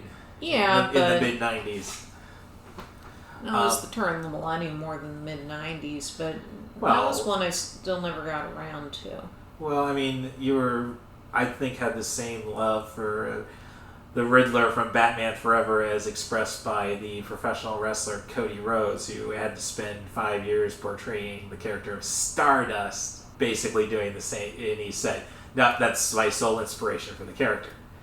But it wasn't Once Bitten I was thinking of. It was the very tan vampire, George Hamilton. Love at First Bite from 79. Yes, was that one you have first seen, or? I vaguely remember it was on cable a lot as a kid, but I never watched it stem to stern. Yeah. Well, I mean, tan vampires just don't last too long anyhow. There's a professional wrestler again, Gangrel. And I'm sure it wasn't the wrestler Chris Hazard that I traveled a bit with in Peoria who brought it up, was the first to bring it up. How does it work being a tan vampire? Great, kid, you just spoiled 10 years of my gimmick. I don't know, you've been catching up on 80s movies, and we weren't prepared for a vampire talk. Other ideas, though, I've come up with for the podcast, and this again goes back to Morbidly Macabre. I think you're getting enough love, me pushing you. They do an excellent episode on the 27 Club, and I will say their Benoit episode serves the person of Chris Benoit well, just not the wrestling business well. That's all I said. Did not need a 5-minute rant after you talk about the 27 Club. You were familiar with the 27 Club, correct? Yes, I've heard of that. Thank you. So, but they kept on doing Dewey Cox jokes at one point. That's like, great. So I got movie about fake music comes to mind. Like UHF, that never gets enough love on this podcast. It's an interesting dynamic between mom and dad, because it's like, I think dad actually watched UHF before he let us watch it, since it was a PG-13 rated movie. Maybe, I don't know. Well, he just put it on for, like, I got this, and put it on for us. And while mom hated Weird Al, I think, pretty much.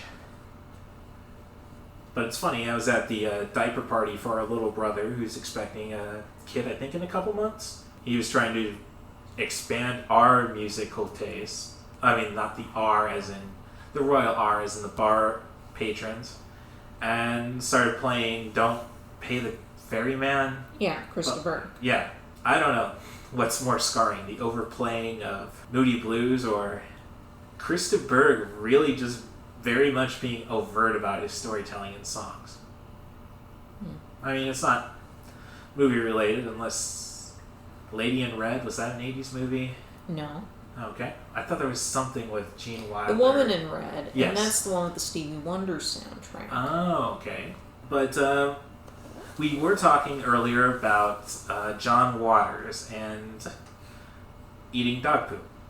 That just happened beforehand. I don't think there's anything about that. Rory explained the scene pretty well. They were talking about pink flamingos. And I think it's just the fun of making humor ridiculous. Like, you know, you take something very simple, which might make you chuckle, and then you just drive it over the top with appropriate music and patience. Any other examples from cinema that you kind of...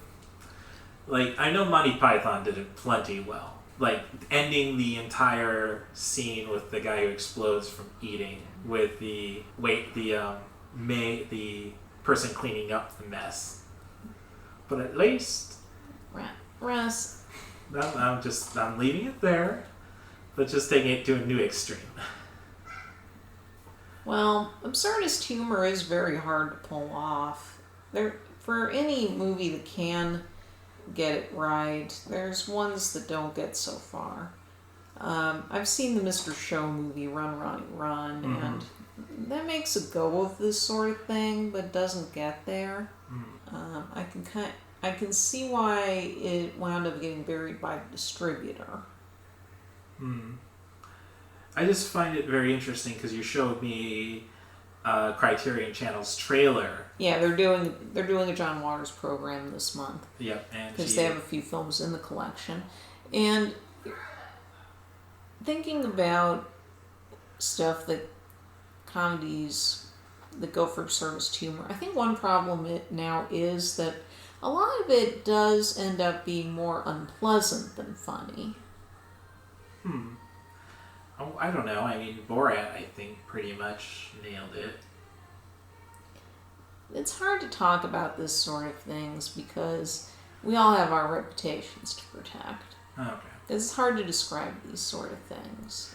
Well, I didn't expect you to lead me into trying to explain this, but it's hard to do that and keep something like this PG rated, or at least PG-13. Yeah. But I think it's just at this point just coming up with stuff to talk about. I mean, look at Mel Brooks. I mean, I don't know if you'd say he's totally absurdist. Blazing Saddles is definitely one of the most absurd comedies, I think. Like you can start with the the Hedley Lamar stuff, and then his speech where he's trying to have Slim Pickens write down everybody he needs. Right. And it's fun to watch it on paid TV, on regular cable, just because you see which ones they cut out. I don't I think he's more meta than absurdist. But when he does go into that mode, especially the final stretch of Blazing Saddles, he's very good at it. Now, with that being said, would you have wanted to see Kubrick go as absurd as he wanted to go with Dr. Strangelove? For those who don't know, as originally scripted, there was supposed to be a giant pie fight as the finale of Dr. Strangelove. And it was shot. But it was decided it didn't really fit the scene, and also the film was ended up coming out not long after Kennedy had been assassinated, JFK. Yeah. They thought the timing might be off. The line in the scene where Slim Pickens runs down the emergency supply kit had to change the line. It was a guy could have a great weekend in Vegas with all that stuff. It was originally supposed to be Dallas. He had to reloop the line. Well, truth be told, I've never really heard that about Dallas's reputation that way, so I think it really works out better. Right. But, no, by all accounts, the pie fight ending just didn't work on the whole. And they found... I'm told it was a genuine absurdist comedian. Spike Milligan, who was a very close colleague of Peter Sellers going back to the days of the Goon Show in the 1950s, who suggested the ending they went with, the We'll Meet Again ending. This is how I remember it anyway. Okay. It's been a long time. Now, by all accounts, that the pie fight just didn't work as well. And between that and the timing issue, it wasn't worth trying to push. So, when it comes to absurdist, then, would that be... I guess it's good for me to get boundaries, and the Poetic Critic knows how to set those up. So, what would you say about pre-Annie Hall Woody Allen? I like the early Woody Allen stuff in the vein of Bananas or Sleeper. But I'm just saying, is that more absurdist? Yes, it is. Okay. It's been almost random sometimes. You see, I've seen Bananas. I have not seen Sleeper.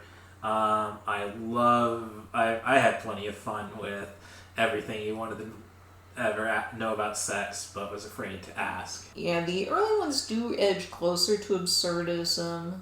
The way the plots work out can feel almost random at times. Definitely. Going Bananas. back to What's New Pussycat, which was his first screenplay. Well, he wasn't happy with how it worked out. But doing absurdist comedy is a very hard thing. And I think too often it does get conflated with vulgarity. And it can be used well. Yes. John Waters is proof of that. But a lot of it's the attitude, which was why Waters was able to do milder films later in his career, but that have the same kind of energy to it. Oh, well, looking at the original Hairspray, there's stuff there that wouldn't... It's PG rated, but there's stuff there that wouldn't be out of place in the earlier films. Yes, I haven't seen either Hairspray, but Crybaby. Yeah, Crybaby is pretty much the spiritual successor to Hairspray. Right. So if you like one, you'll probably like the other. That's good to know. But I guess we could transition that to absurd, as in just crazy performances. And, if we're going to talk about one Hollywood blacklisted person, Woody Allen, what about your Johnny Depp? He pretty much... I think he thought for a moment he was Brad Pitt before he was Brad Pitt. Brad Pitt gets pretty much now equated to being a character actor who just happens to be the sexiest man alive. Well, Johnny Depp kind of had that streak started once he did... Johnny Depp had that legitimate streak from the 90s onward, starting with the fact he was willing to work with people like John Waters and Tim Burton. Because remember, Crybaby and Edward Scissorhands were the same year. Oh, you see, I didn't remember that. But yeah, they were released a few months apart. And... Ed Wood, obviously. Right. He was someone who understood camp and did it well. But around 2010 came the huge drop-off, and when you hear about what his personal life started sliding into around that time, it's not surprising that things were going to go downhill. When you're associating so tightly with people like Hunter S. Thompson and Marlon Brando, you're walking on a fine line. You can't have both. Let's just, I think I'll say that. I mean, John Cusack, I don't know many Brando stories with him. Bill Murray, same thing. Like, you can only travel in a convertible with a blow-up doll with so many people, and you just can't have Brando. I was having a discussion with Mom earlier. It was about something about Native American.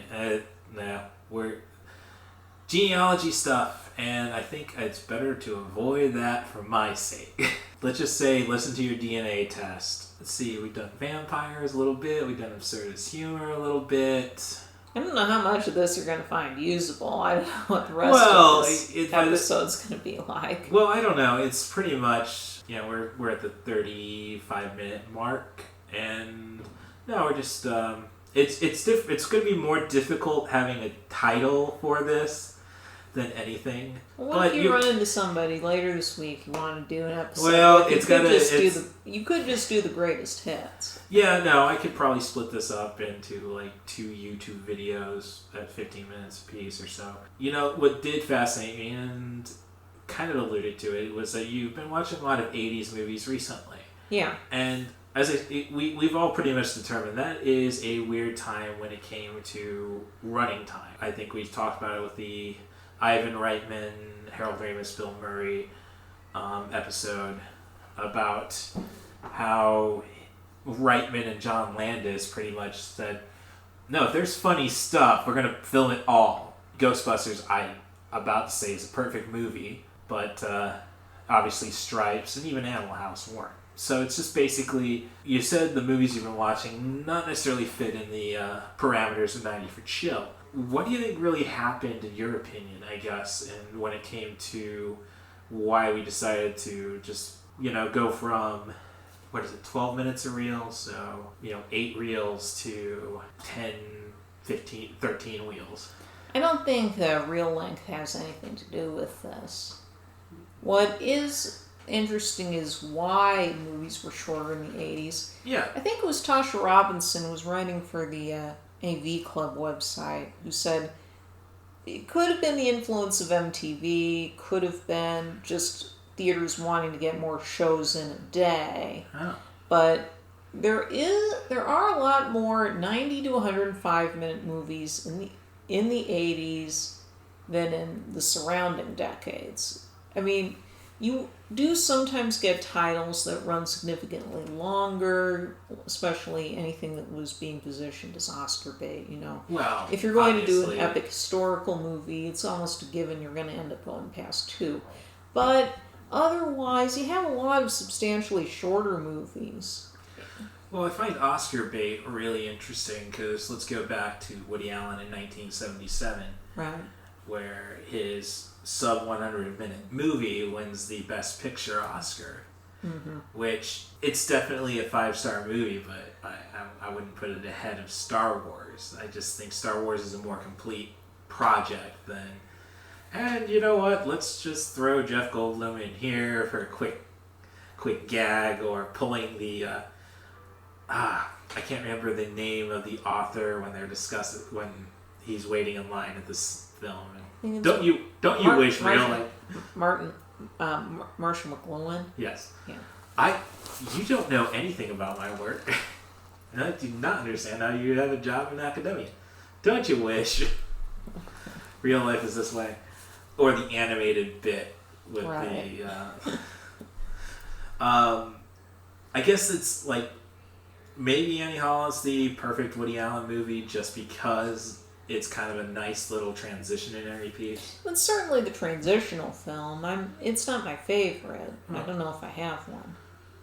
Yeah, well, I'd say, I don't know, that or Bananas, because Howard Cosell commentating an assassination is just gold But nobody really comes out good from a Woody Allen movie. Now that you think about it, you try telling these young kids today about the Woolite drinking scene from Everything You Wanted to Know.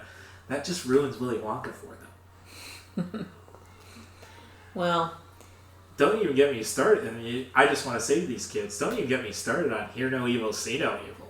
And that has Kevin Spacey, so it's really like, gosh, it's now I kind of saying all this kind of makes me wonder, maybe we are being too harsh on these douchebags. I mean, I've had an argument with about Michael Jackson, since we're talking about Woody Allen, like seeing what I saw from Leaving Neverland, yes. And it's like, I kind of believe the victims in this case, but my libertarian vegan friend at work, no, it's all like either way, Michael. Once you go to court once for this, I'm sorry if you didn't do anything. No, just don't let boys in your bedroom. And then it's kind of like, well, about Face, I really need to watch the Allen versus Farrow documentary, if I'm going to be fair. Do you think we've become too judgmental, or do you think this is kind of a necessary reckoning? Like, I don't want to see people not be able to work, except maybe Louis C.K., because you bounced back the wrong way, buddy. Going on from, I just got myself Me Too'd, and now I'm going to talk about how, they weren't really victims in Parkland. Do you think that's going to help our entertainment business? Because I think in the end, maybe it will. Well, or do you just? I've always been like, it's a dark time, and people say, well, you can't make jokes about anything now. It's like, no, you just really have to be smart about it. So I'm hoping for smarter entertainment out of this. I'd like to think so, but a lot of people don't know how to do it. One thing I've noticed on film Twitter is that there is a lot more sensitivity that is sometimes applied in the right places, but sometimes not. Such as this need for people to agree with whatever messaging they see a movie as having, and now it's come to the point where some people don't seem to want characters to be making any wrong decisions. Which totally fails. A character has to make wrong decisions. Right. Like, they want the entertainment they consume to have the same morals that they do. But art is as unique as a fingerprint and as unique as people. It's very hard to find something that lines up perfectly with your worldview. And it wouldn't be very interesting if that was the case. Now, you have to think outside your comfort zone if you're going to appreciate any art medium. Right, well, that kind of goes into, dare I say, the concept of critical race theory, in the sense that I think it's kind of, I guess, we kind of need stories told from the people of whatever their background is, and we have to stop and listen to said story, but I think you're right, where we want everything to be uniform in a sense. We don't want to have problems with people, or we don't want to be told that we are problematic, I guess. So, I don't know, do you think the audience, is film Twitter just going to be a bunch of bitter people trying to control a narrative? Or do you think maybe we'll come out on this as, just like wiser, if we just listen to the stories and appreciate the stories instead of trying to come up with a uniform sense of morality? Movies are not church. It is, as you said, it's art. Well, that is up as much to the people who create entertainment as the people, and the people who distribute it as it is to the people who consume it.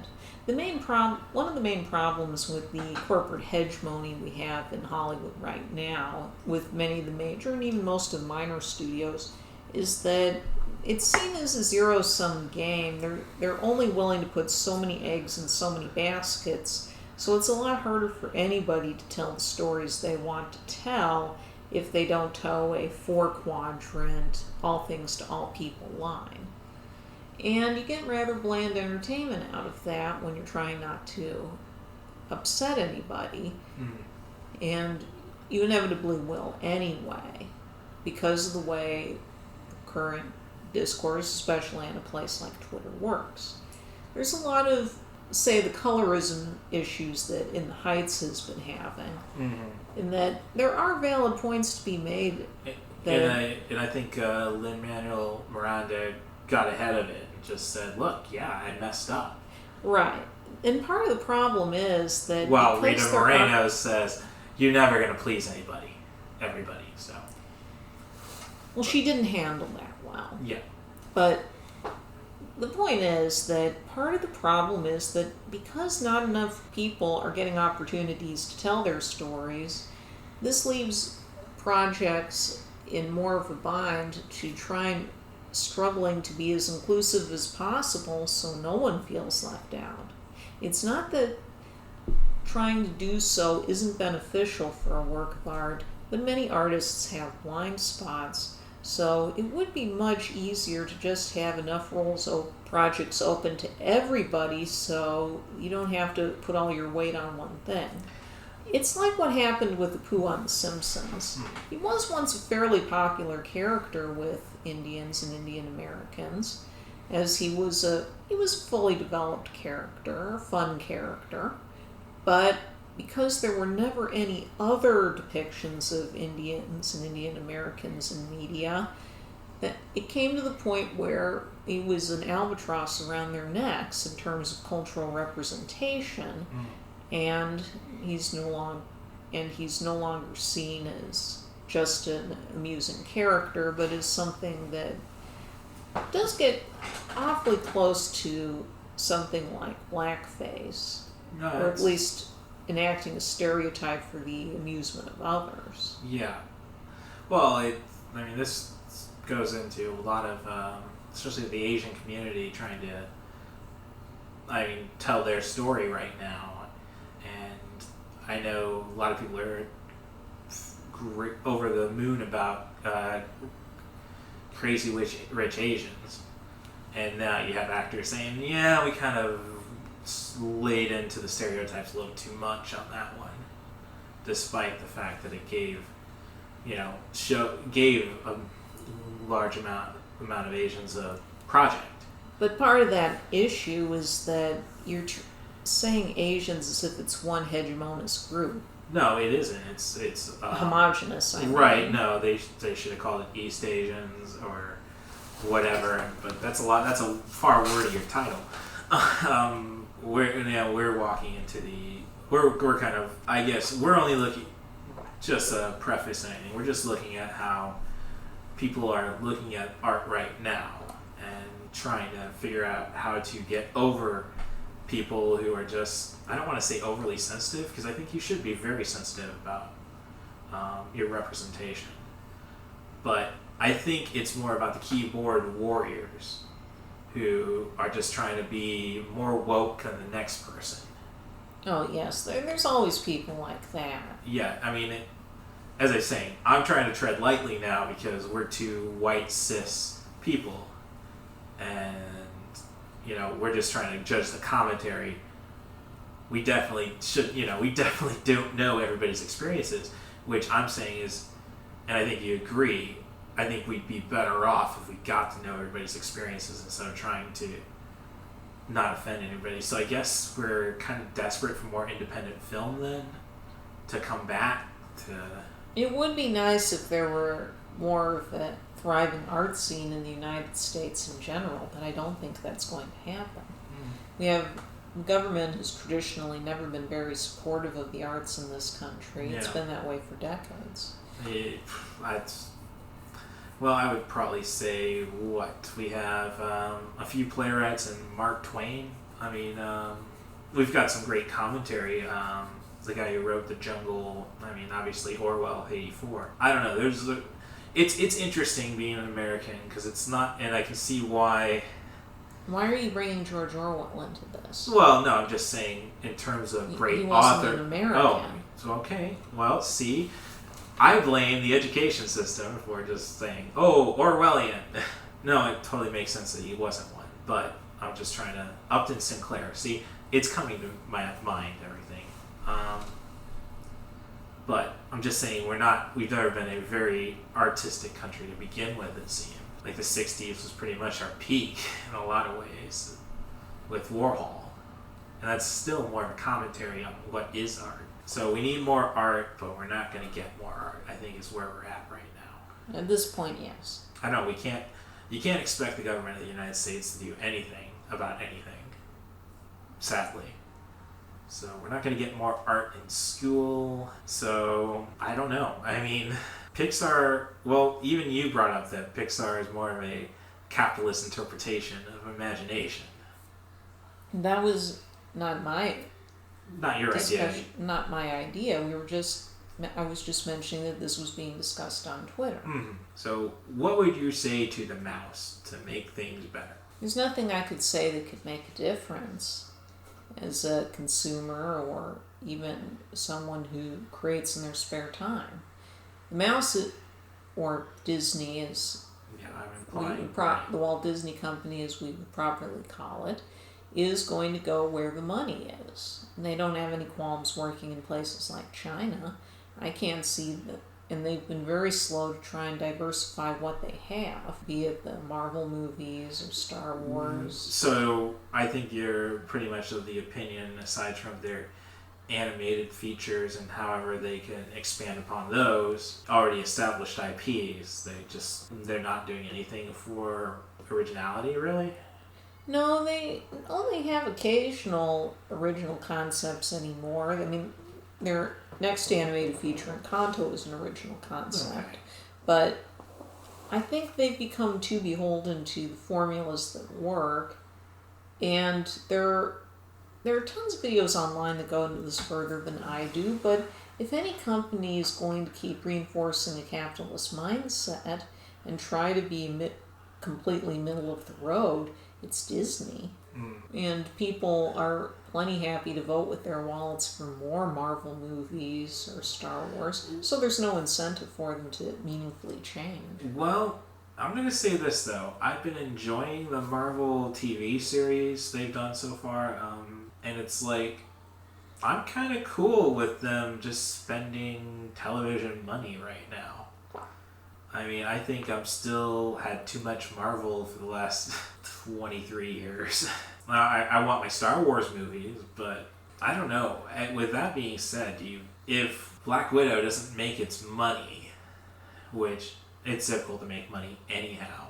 I mean, Hitman's Wife's Bodyguard was the top movie this week with $11 million. If Black Widow doesn't do anything, do you think we're going to see a change and probably the end of cinema as we know it then? No, you couldn't put that strictly on a movie like that, not only because we are coming out of a unique situation with the pandemic having affected distribution. There's also the fact that Disney planned so far ahead that they have a whole bunch of more movies and shows to work through with Marvel alone. Yeah, but they can't go back on now. Yeah, but they've gone and pretty much pumped the brakes on my Star Wars stuff.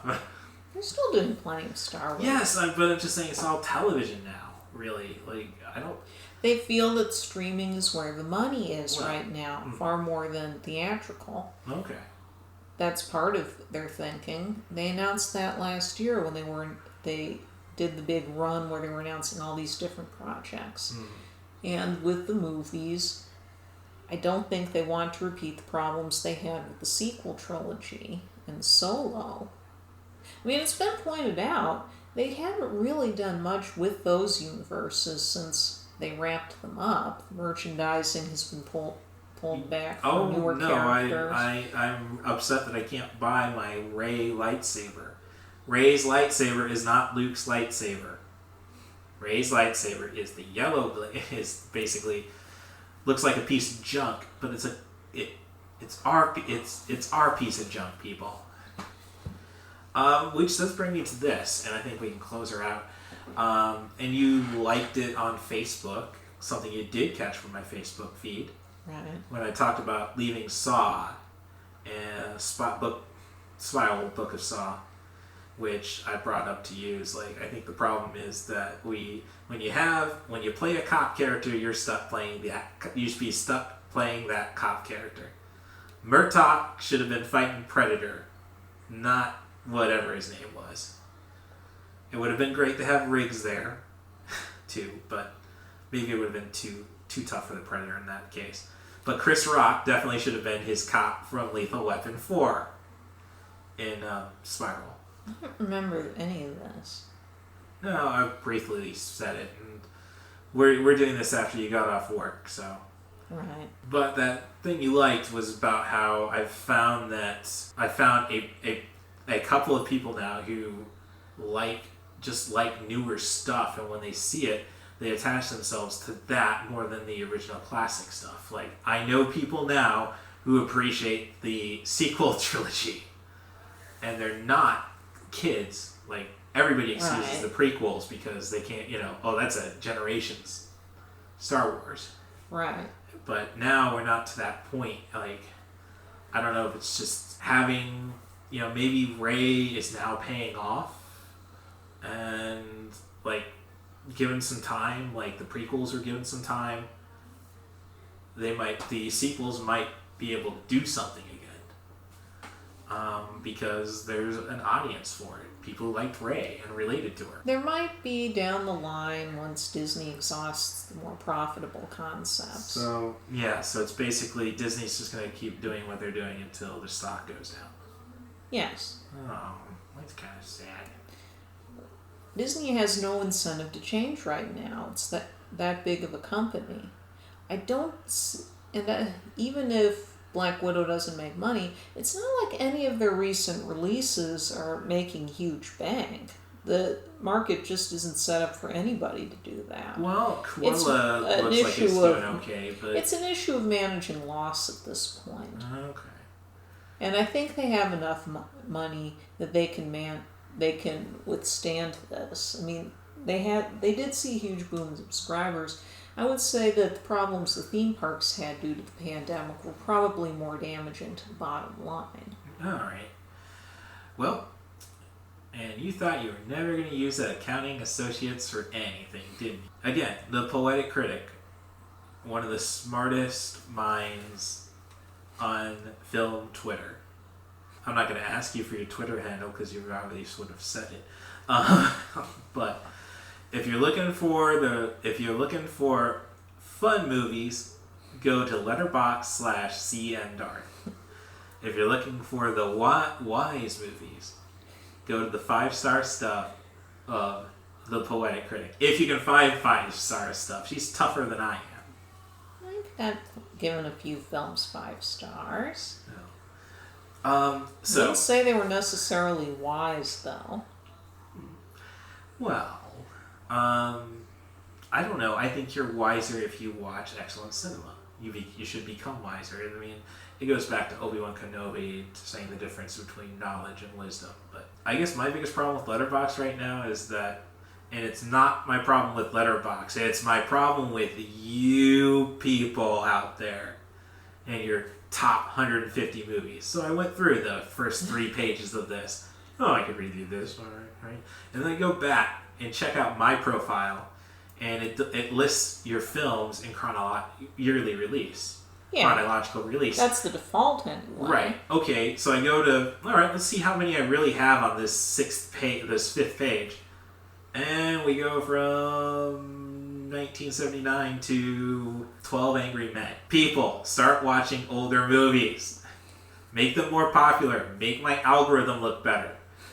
And I shouldn't say 1979. I should say 1972. Thank you, Francis Ford Coppola. So go to letterboxd.com/ThePoeticCritic, all in word, and look at what she really likes and start watching those. That's what I should do tonight. I'm probably going to go home and watch, let's see, we're at the M's, I think, in the terms of I'm at the L's in terms of Allie's Accessory Shop on Etsy's Trash Feature Reviews. Not looking promising. I'm going to have to say that. Next week, I will do, previously on 90forshow.com, a movie that qualifies that I find on Rory's Letterboxd page. So with that all said, and thank you for just BSing with me for an hour. I know you were fighting off this sleepiness, and I'm sorry but you really came through like you always do. You know, you just gotta drag your friends. It's not that hard to get a podcast going. Drag your friends into one. You know, you got a lot of female friends. You just have to make a clever vagina joke in your title, and boom. You know, it's because of this that I'm reluctant to work with you. Well, no, it's like, I just know a lot of female comedians who complain about all the, it's a ladies' night titles, but hey, it gets them in the door. Like, if you get, okay, I digress, because that's, you are a modest creature. But aside from at the letterboxd.com/ThePoeticCritic, do you have any other things you want to promote? Not today. Okay. And of course you can find me on Twitter. I know it's a change to @CatBusRuss, but that's where you get most of my writing updates that are also on maineventofthedead.com. I have my zombie screenplay I'm still trying to get out of developmental hell, or I'd like to say purgatory, you know, be a little bit more optimistic.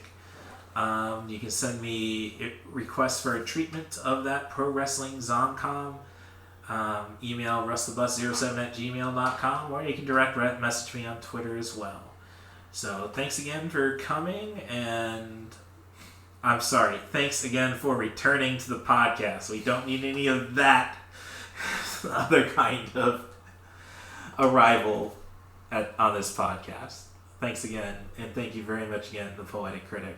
You're welcome. Can I hear a wahoo?